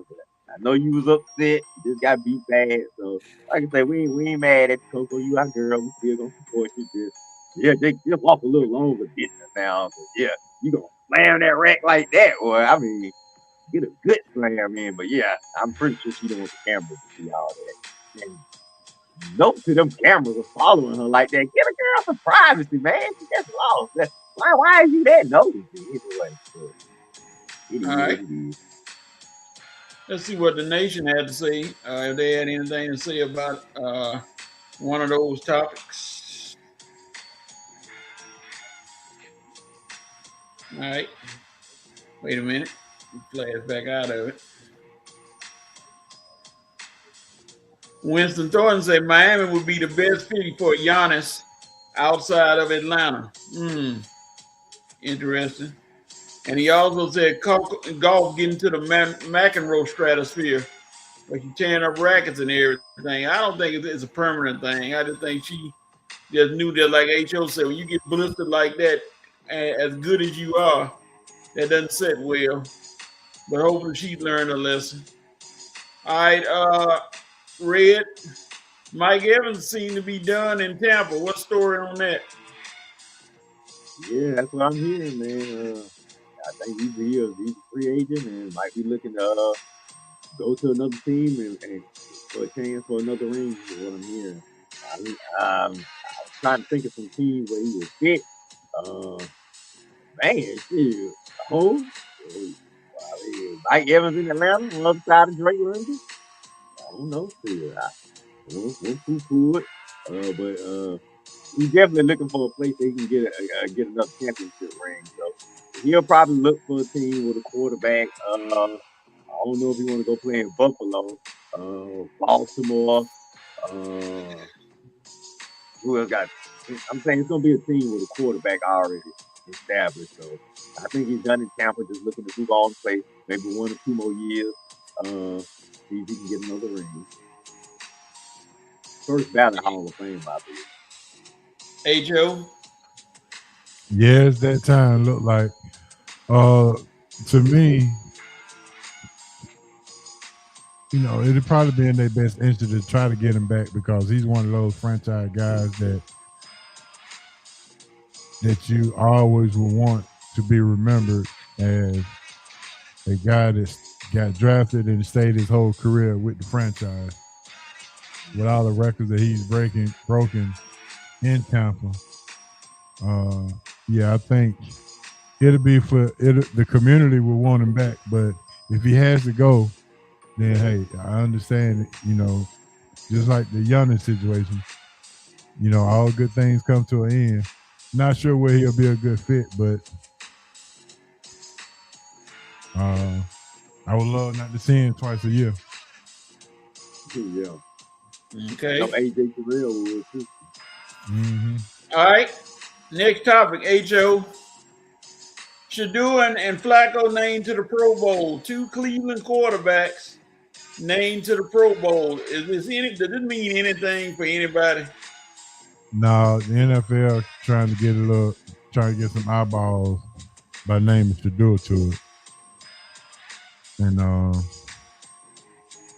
Joe Flacco, I mean, maybe he got some blackmail pictures on somebody. I'm not sure. This really don't mean anything. This is just like, oh well. Yeah, just throw them together. Yeah, just oh well. Red. Man, Flacco, I don't understand that at all. Though was that many quarterbacks asking out or not showing up. Shador, I understand. Still they stretching it though, because he wasn't a Pro Bowl this year, but I can understand them figuring out a way to get him there. You know, eyes, you know what I'm saying, for popularity reasons, ratings, so I can understand that move. Flacco, I don't understand it all. And Falcon fans, I hope y'all ain't finna start talking about you see Red. Stefanski got 2 of his quarterbacks in the Pro Bowl. I told you he was good, man. Don't start that crap, boy. I tell you. And see the fact that even if the fact that you would say something like that, let me know you're a fan who kind of completely misinformed and misguided. If you think Stefanski is the reason Shador or Flacco are in the Pro Bowl. So, anyway. All right. Last question. Or last topic at least. Tom Brady wasn't named to the coach Buffalo. It's Joe Brady. What you think about that, H.O.? Joe Brady, Buffalo coach. Yeah, I think it was just an automatic choice. I mean, he's been with the organization over the last couple of years, and he's been credited for getting Josh Allen to be a little more versatile and flexible or whatnot. So, yeah, I think it was an automatic fit for Buffalo. So, I'm not mad at all. I think they continue to be contenders in the AFC. So, yeah, I like the hire. All right, Red. I don't like how the whole process went down, but I can understand why they hired him. So I'm with H.O. on this one. I like the hire because Joe Brady was Josh Allen's guy. There's no sense of, I mean, you got rid of McDermott, so you might as well promote Joe Brady. I mean, because if you let him get out the building, now you're going to have Josh Allen really upset. So pretty much H.O. Buffalo did what the Falcons should have did after 2016. Yeah. Let Danger Quinn go and promote Shanahan. All right. That's it, ladies and gentlemen. That's 5 topics, 5 opinions, and that is our 5 for 5 for the day. Thank y'all for participating. Thank y'all for coming. We had a comment. I forgot. I'm sorry. Let's see. Winston Thornton said Mike might go to Kansas City. Mike Evans to help mentor the new wide receiver, the young boys they got that they have to get while also being in contention for a ring. Yeah, he would help. Yeah, I can see. And Winston Thornton said Buffalo did what we should have with Shanahan, which is what. That's what I just said. Pee my comments. Oh, you probably said it first though, but yeah, I agree. That's what we should have did. Yeah, that's what I always regret. I mean, dude, it was Shanahan offense that got us to the Super Bowl. Dan Quinn defense that had nothing to do with this. That was Mike Shanahan offense, which you should have got rid of Quinn and promoted Shanahan. That's what smart organizations do.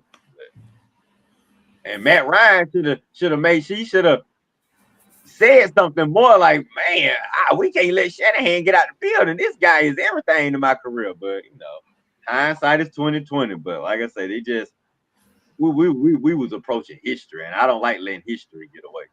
Winston said I typed it before you said it. I got you. You probably did. All right. Okay, let's double back. We were on the Falcons for an hour or so, but there's a topic that need to be discussed before we get to the championship games, how they were. Either one of you can take this one. Bill Belichick was not voted to the first ballot Hall of Fame. And considering his record and his accolades and everything else, this shocked the NFL. Comments. Why did he not? Go ahead, H.O. Yeah, just be patient. He'll get in eventually. The Spygate thing you can't ignore, but this just a punishment for doing all that cheating. So we're gonna let you in eventually, but just be patient. Red. I agree completely. I don't understand why everybody was doing all this crying as if, what, did you completely forget about Spygate? And then, I mean, to go on all these emotional tirades that folks been going on for the last few days. Oh my God, I'm just gonna boycott the Hall of Fame. It's so watered down now. It doesn't mean anything. Well, you shut up. It does mean something. The man was caught cheating. Now you made a big deal about him cheating, and then when it's time for him to go to the Hall of Fame, you want us to forget about it. Did you forget about the NFL burnt all the evidence, those tapes that he was caught cheating with? So imagine how deep his cheating was going if they didn't even want you to see the evidence of him cheating.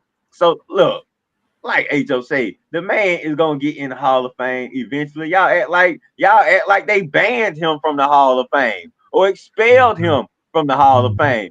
No, they just said, dude, you're not getting in first ballot. Okay, lots of folks ain't got in first ballot. I ain't never heard all this hoopla over all the other folks that didn't get in first ballot, but eventually got in. T.O. didn't get in first ballot. Did we hear all this hoopla? H.O. Did we have folks that boycott the Hall of Fame or do all this because T.O. didn't get in first ballot? Man, that was just a slap on the wrist. Calm down, folks. Right. I mean, geez, the man is getting in, and I wouldn't be surprised if they make Brady wait for Deflategate. Are we gonna start all the crime back up again? Like, oh, these guys got caught doing some unsavory things in their tenure. We're not saying they're not great. Of course, he's one of the greatest coaches of all time. Not saying Brady not great. One of the great Super Bowl. One of the great quarterbacks of all time. But if they got to wait. Yeah. What's the big deal? Well, Winston said he typed it again. Y'all ain't on the same mind. He said Bill Belichick is penalized. Yeah, I said Brady has to be penalized.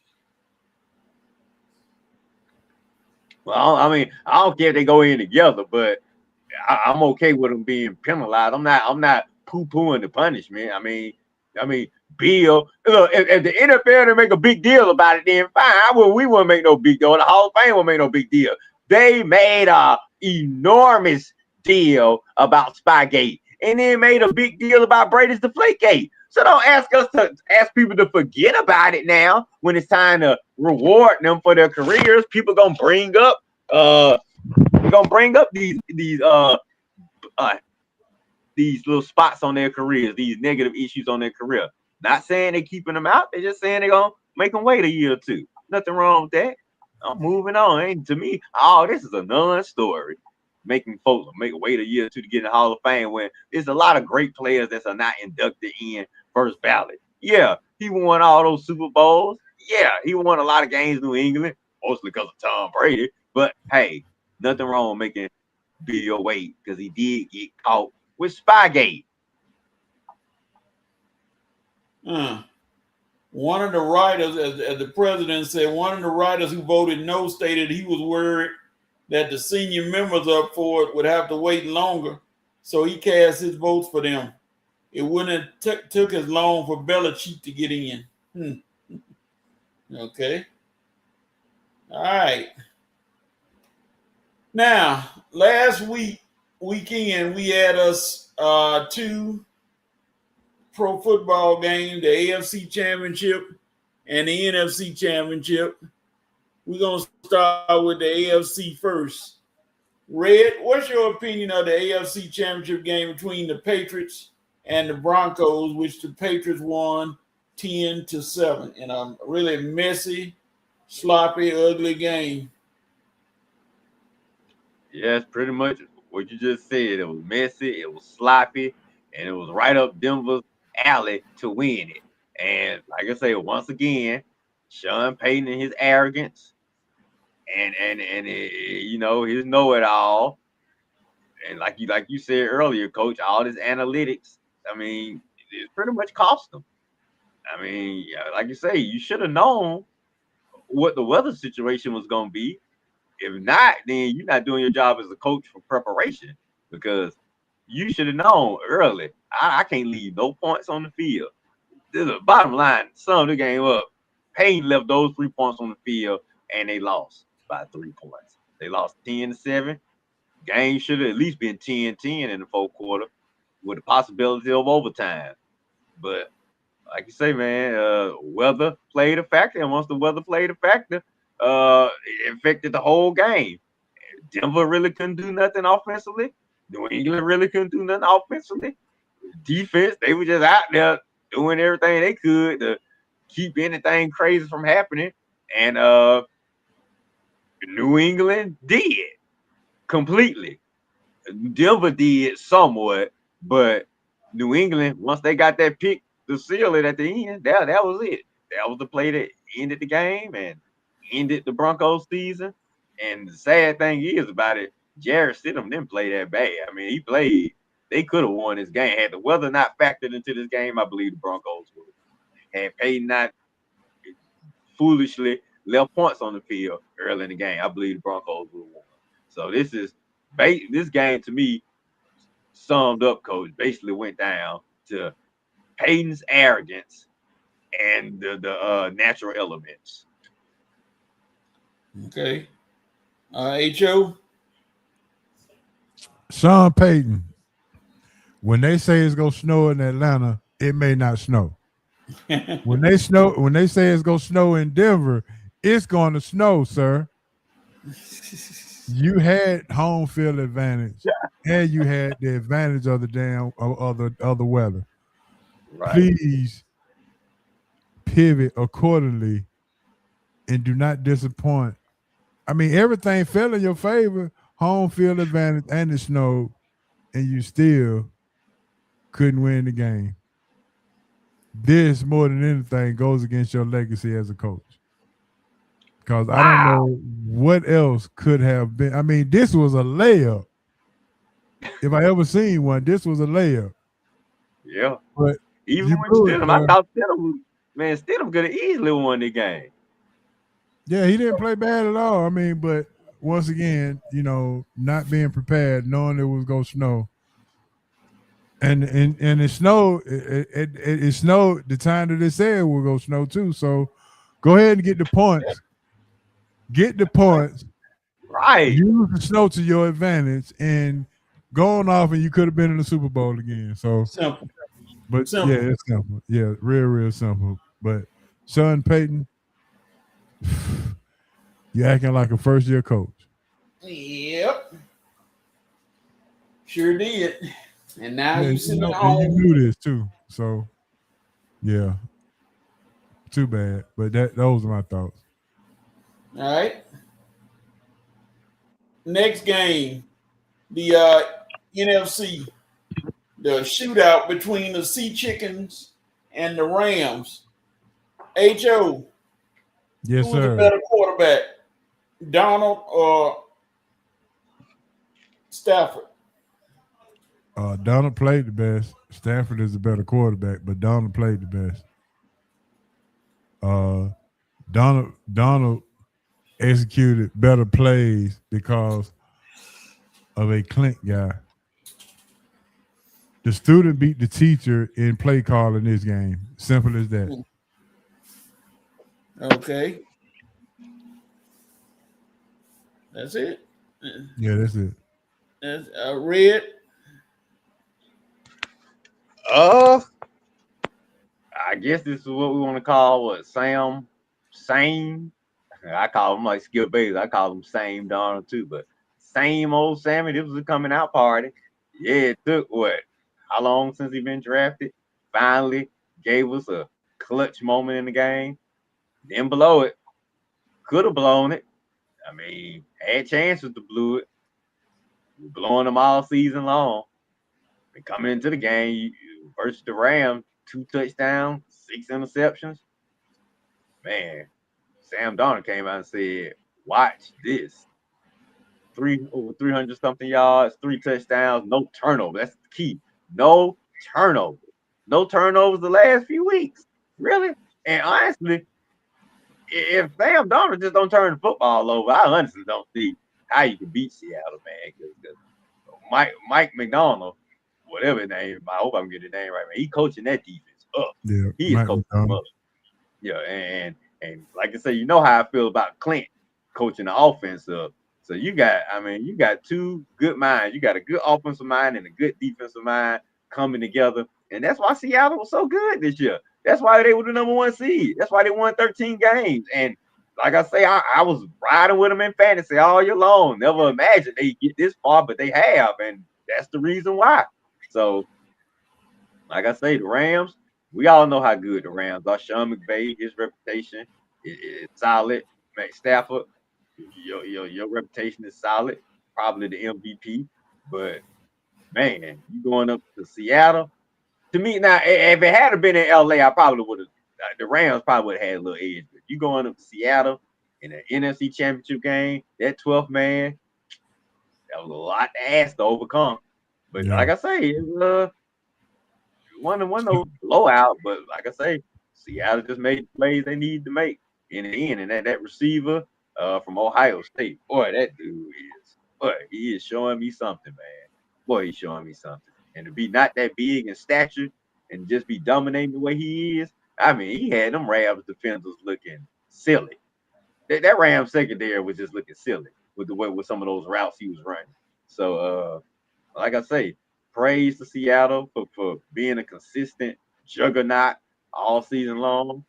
And the Rams, you got nothing to feel bad about. Like I say, division game, you'll be back. If Stafford want to come back, y'all, I won't be surprised if y'all in this situation again next year. So nothing for the Rams to hold their heads down about. Like I say, you just caught this same type of team. You got another good team on their home turf, and they prevailed. So, props to Seattle.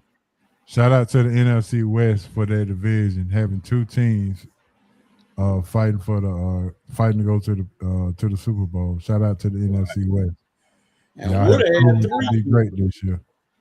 Would have had three, but two of them had to play each other. So they had three teams in the playoffs.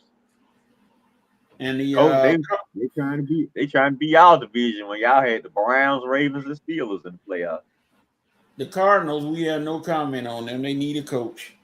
Somebody gonna need to get in there. I told you when Jonathan Gannon hit Wood in the chest, that probably gonna be it for him. Yeah. All right. Well, we come down toward the end of the show. Well, we just got to ask. What y'all think? If Clint left Seattle to go over there, wouldn't that just be something crazy? He probably wins some games. He got him a quarterback. Brissett does pretty good. He throw for 300 yards. So, but personally, I think Clint the best situation. I would go to Oakland. I mean, not Oakland. I would go to Vegas, draft Mendoza, and start the QB Mendoza era there. If you feel like that guy can help him win some games. You gonna find out. You think that guy gonna be good, Coach? Mendoza, yeah, he got a good head on his shoulders. He just needs somebody to block for him. He seems like a smart kid. Wherever Clint goes, he gonna bring his brother Clay with him. Yep. Right. They could have been here. Exactly. I just hope, man, you know what you're doing, because I ain't gonna lie, I would have been waiting. Still have Falcon fan right now saying, who the Falcons gonna hire? You better just keep waiting. I'm waiting on my guy. Winston Thornton said if J.K. Dobbins was healthy and they were able to run between the tackles, Denver would have won. Well, that's that dumb coach, first of all. He probably wouldn't have ran him. He'd have probably tried something stupid. So we no comment on Sean Payton. I agree, Winston. J.K. Dobbins definitely would have made a difference. The president said the only thing he laid was a goose egg. Arrogance is the foundation of futility. And he said the Rams and Sea Chickens were one of the best games he's seen. Defensive guy almost blew it with a dumb penalty. Yeah, when we over there talking on the sidelines to the Rams and got that flag, and then Puka Nuka made the touchdown catch and put it within. They got lucky. Yeah. And the ref didn't even want to give it to him, but he just kept taunting. I'm like, man, do you not see the ref trying to tell you to back up and go away? Like, dude, what is wrong? Man, I swear, you better be glad y'all won that game, Woo. Boy, we be dogging you out right now. All right. Let me see. Winston said Raheem is going to Arizona. And Clint is going to Vegas with Mendoza with all that cap space, and the pieces they already have is going to be something to see. Raheem, Arizona.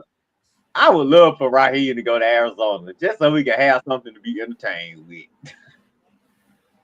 That would be quite interesting.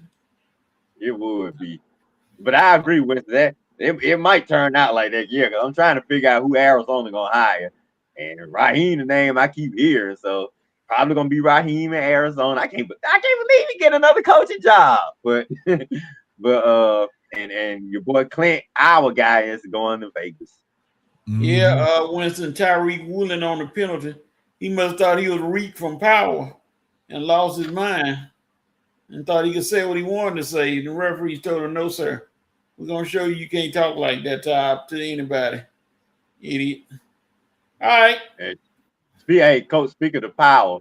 What an appearance by Tariq on the last episode. Oh, you finally saw it? Yeah. Oh yeah. Yeah, he came in at the right time. Right. That's how I say how he came at the right time. And then they had I still don't like what he did to his dad. To me, that's the worst part. I mean, if you just want to say, I'd rather they just went into business together. Cause I like Tyreek, except for the fact what happened to his dad. That to me that was bad writing right there. Cause that didn't have to happen. You could still put him in the game. Yeah, all I need to do is laugh at Tommy. When Tommy said what he said, "What's up, party people?" I said, it sounds so funny coming from him, a gangster talking about party people. I said, I'm glad we get another show because I was trying to figure out how in the world you gonna end it like that. Hell yeah! All right. Again, if it's gonna be called Power Legacy. Well, H.O., I had to ask you a question. Who got the right to do what this weekend? And as long as you say it's not Duke, we all right. Yeah, I'll wait the next Saturday to talk about it. Oh, yeah, I saw. I saw. I said, uh-oh. Yeah, I'll wait till next Saturday to talk about that. But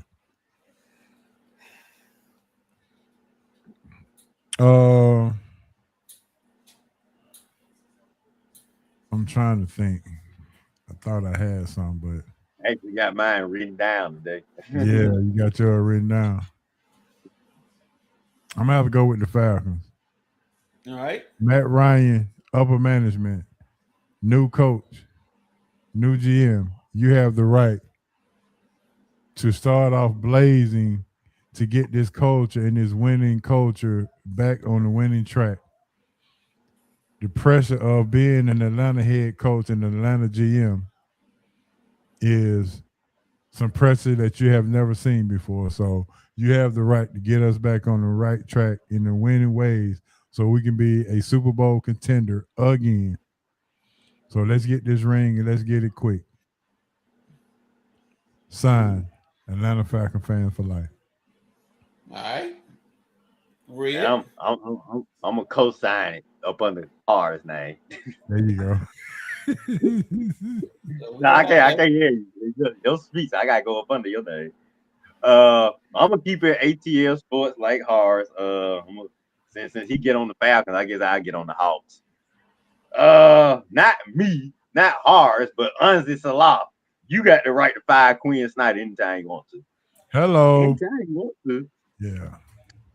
I mean, I don't know what you're waiting on. I'm saying, I personally don't think he's gonna be the guy to lead us back to the top of the East, or at least back to the Eastern Finals. You see, when you're talking the House, we got to put it at the East Finals. I can't even say NBA Finals because we ain't got there yet. So at least get us back to the East Finals. But I don't know, Ho. You think Quinn Snyder can get us to the East Finals? I don't.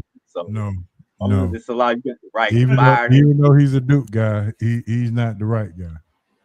Yeah. So Unzi, find your coach and get up in here because I like some of the pieces we got, and I like some of the potential moves we can make in the offseason because I'm here and we're going to have a top draft pick no matter what. And this is the draft to have a top draft pick in. I know Coach and Ho going to be schooling me over the next month for some of these college guys that I need to be looking at. And, of course, my UGA Bulldogs look like they going to be tournament bound, hopefully. But like I say, so I got a lot to look forward to over next month to see how we can improve these Atlanta Hawks. So I'll definitely be paying attention to the college tournament. And that's all I got. I'm going, since today is the day the first big one starts. WWE, you got the Royal Rumble on pay-per-view today on ESPN. You got a bigger audience. You got more people to see. Please don't make it bad. Don't come with a predictable product. Give us some drama to work with and give us some new faces. Don't want the same old faces. doing what they doing all the time. Get some new faces in there to showcase. You got a lot of good young talent. And I hate that y'all in Saudi Arabia because I think you should have anything in America, but I know y'all want that money. They throwing that money at y'all. So yeah, y'all gonna jump at that. So Royal Rumble, don't disappoint me today because I'm gonna be watching for a minute to see what y'all got going on. And if it's not good, well, we'll see. All right, any comment from the nation? Oh, my bad. What's that? I was saying, when does Shakur Stevenson had a fight this week? Is it today? Tonight? Yeah, he fighting Teofimo Lopez. Okay. And what time? That's when? It's tonight at 8. I mean, regular boxing time tonight, or is it early? Yes. Stevenson will beat Lopez in 7 rounds. I'm predicting right now. It's gonna be a little fight for a minute, but I'm going 7. What time they crank up, Coach? I think 10. Oh, okay. So I can see that one. All right. And now where it's gonna be on? Is it Netflix or pay-per-view? I think I'm trying to see if it's gonna be on ESPN or not. Let me see. Dude, they need to be. I don't know why they make a whole pay for these little fights. Give us these fights for free. You know, I'm gonna find out how to get it for free anyway. Let me see.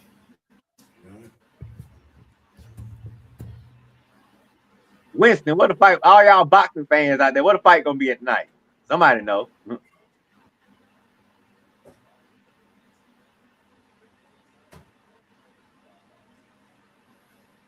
Yeah, I thought they'd have something. Let's see if I can find it.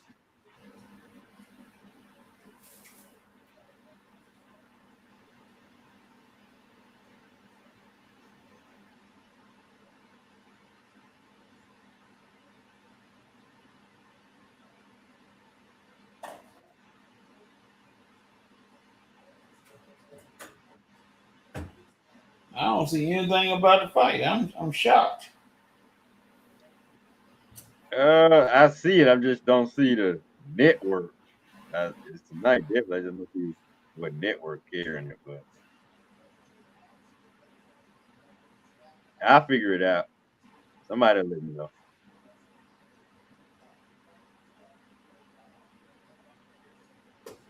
Okay. Let's see. Live on DAZN. Okay. The DAZN network. Okay. All right. Thanks, everybody. We got it. All right. That's all, everybody, for today. We want to thank H.O. for joining us. 10:45. What'd you say? What was that, H.O.? 10:45 is when they expect it. Okay. Oh, cool. Oh, good. Late night. Yeah, I like them late night fights. Good. All right. Well, again, thank H.O. Got any shout outs, H.O.? Yeah, man. Shout out to you guys, man, for bringing me in on Saturday morning. I sure appreciate it. And go Duke. Well, you might not be saying that next week, but we're gonna let you have it this week. Next week I was saying go Duke for next Saturday. Yeah. I would love for my UGA guys to play one of y'all though, just so I can see how they stack up against y'all. Okay. Say the embarrassment. Hey, now we number one in the country in points scored and block shots. And we number one in defense. Hey, I gotta give them something, H.O. Yeah. Maybe they catch each other in the tournament. You know, everybody get to play everybody every now and then. That's the only way. Man, I would love to see UGA play Duke or UNC. Now that'd be a matchup. So you know we're gonna be on here talking butt trash that week, boy. I like my guys now too. Thank y'all for watching us today. Please come back tomorrow and like and share the program when you do. See you all next week. Same bad time, same bad channel.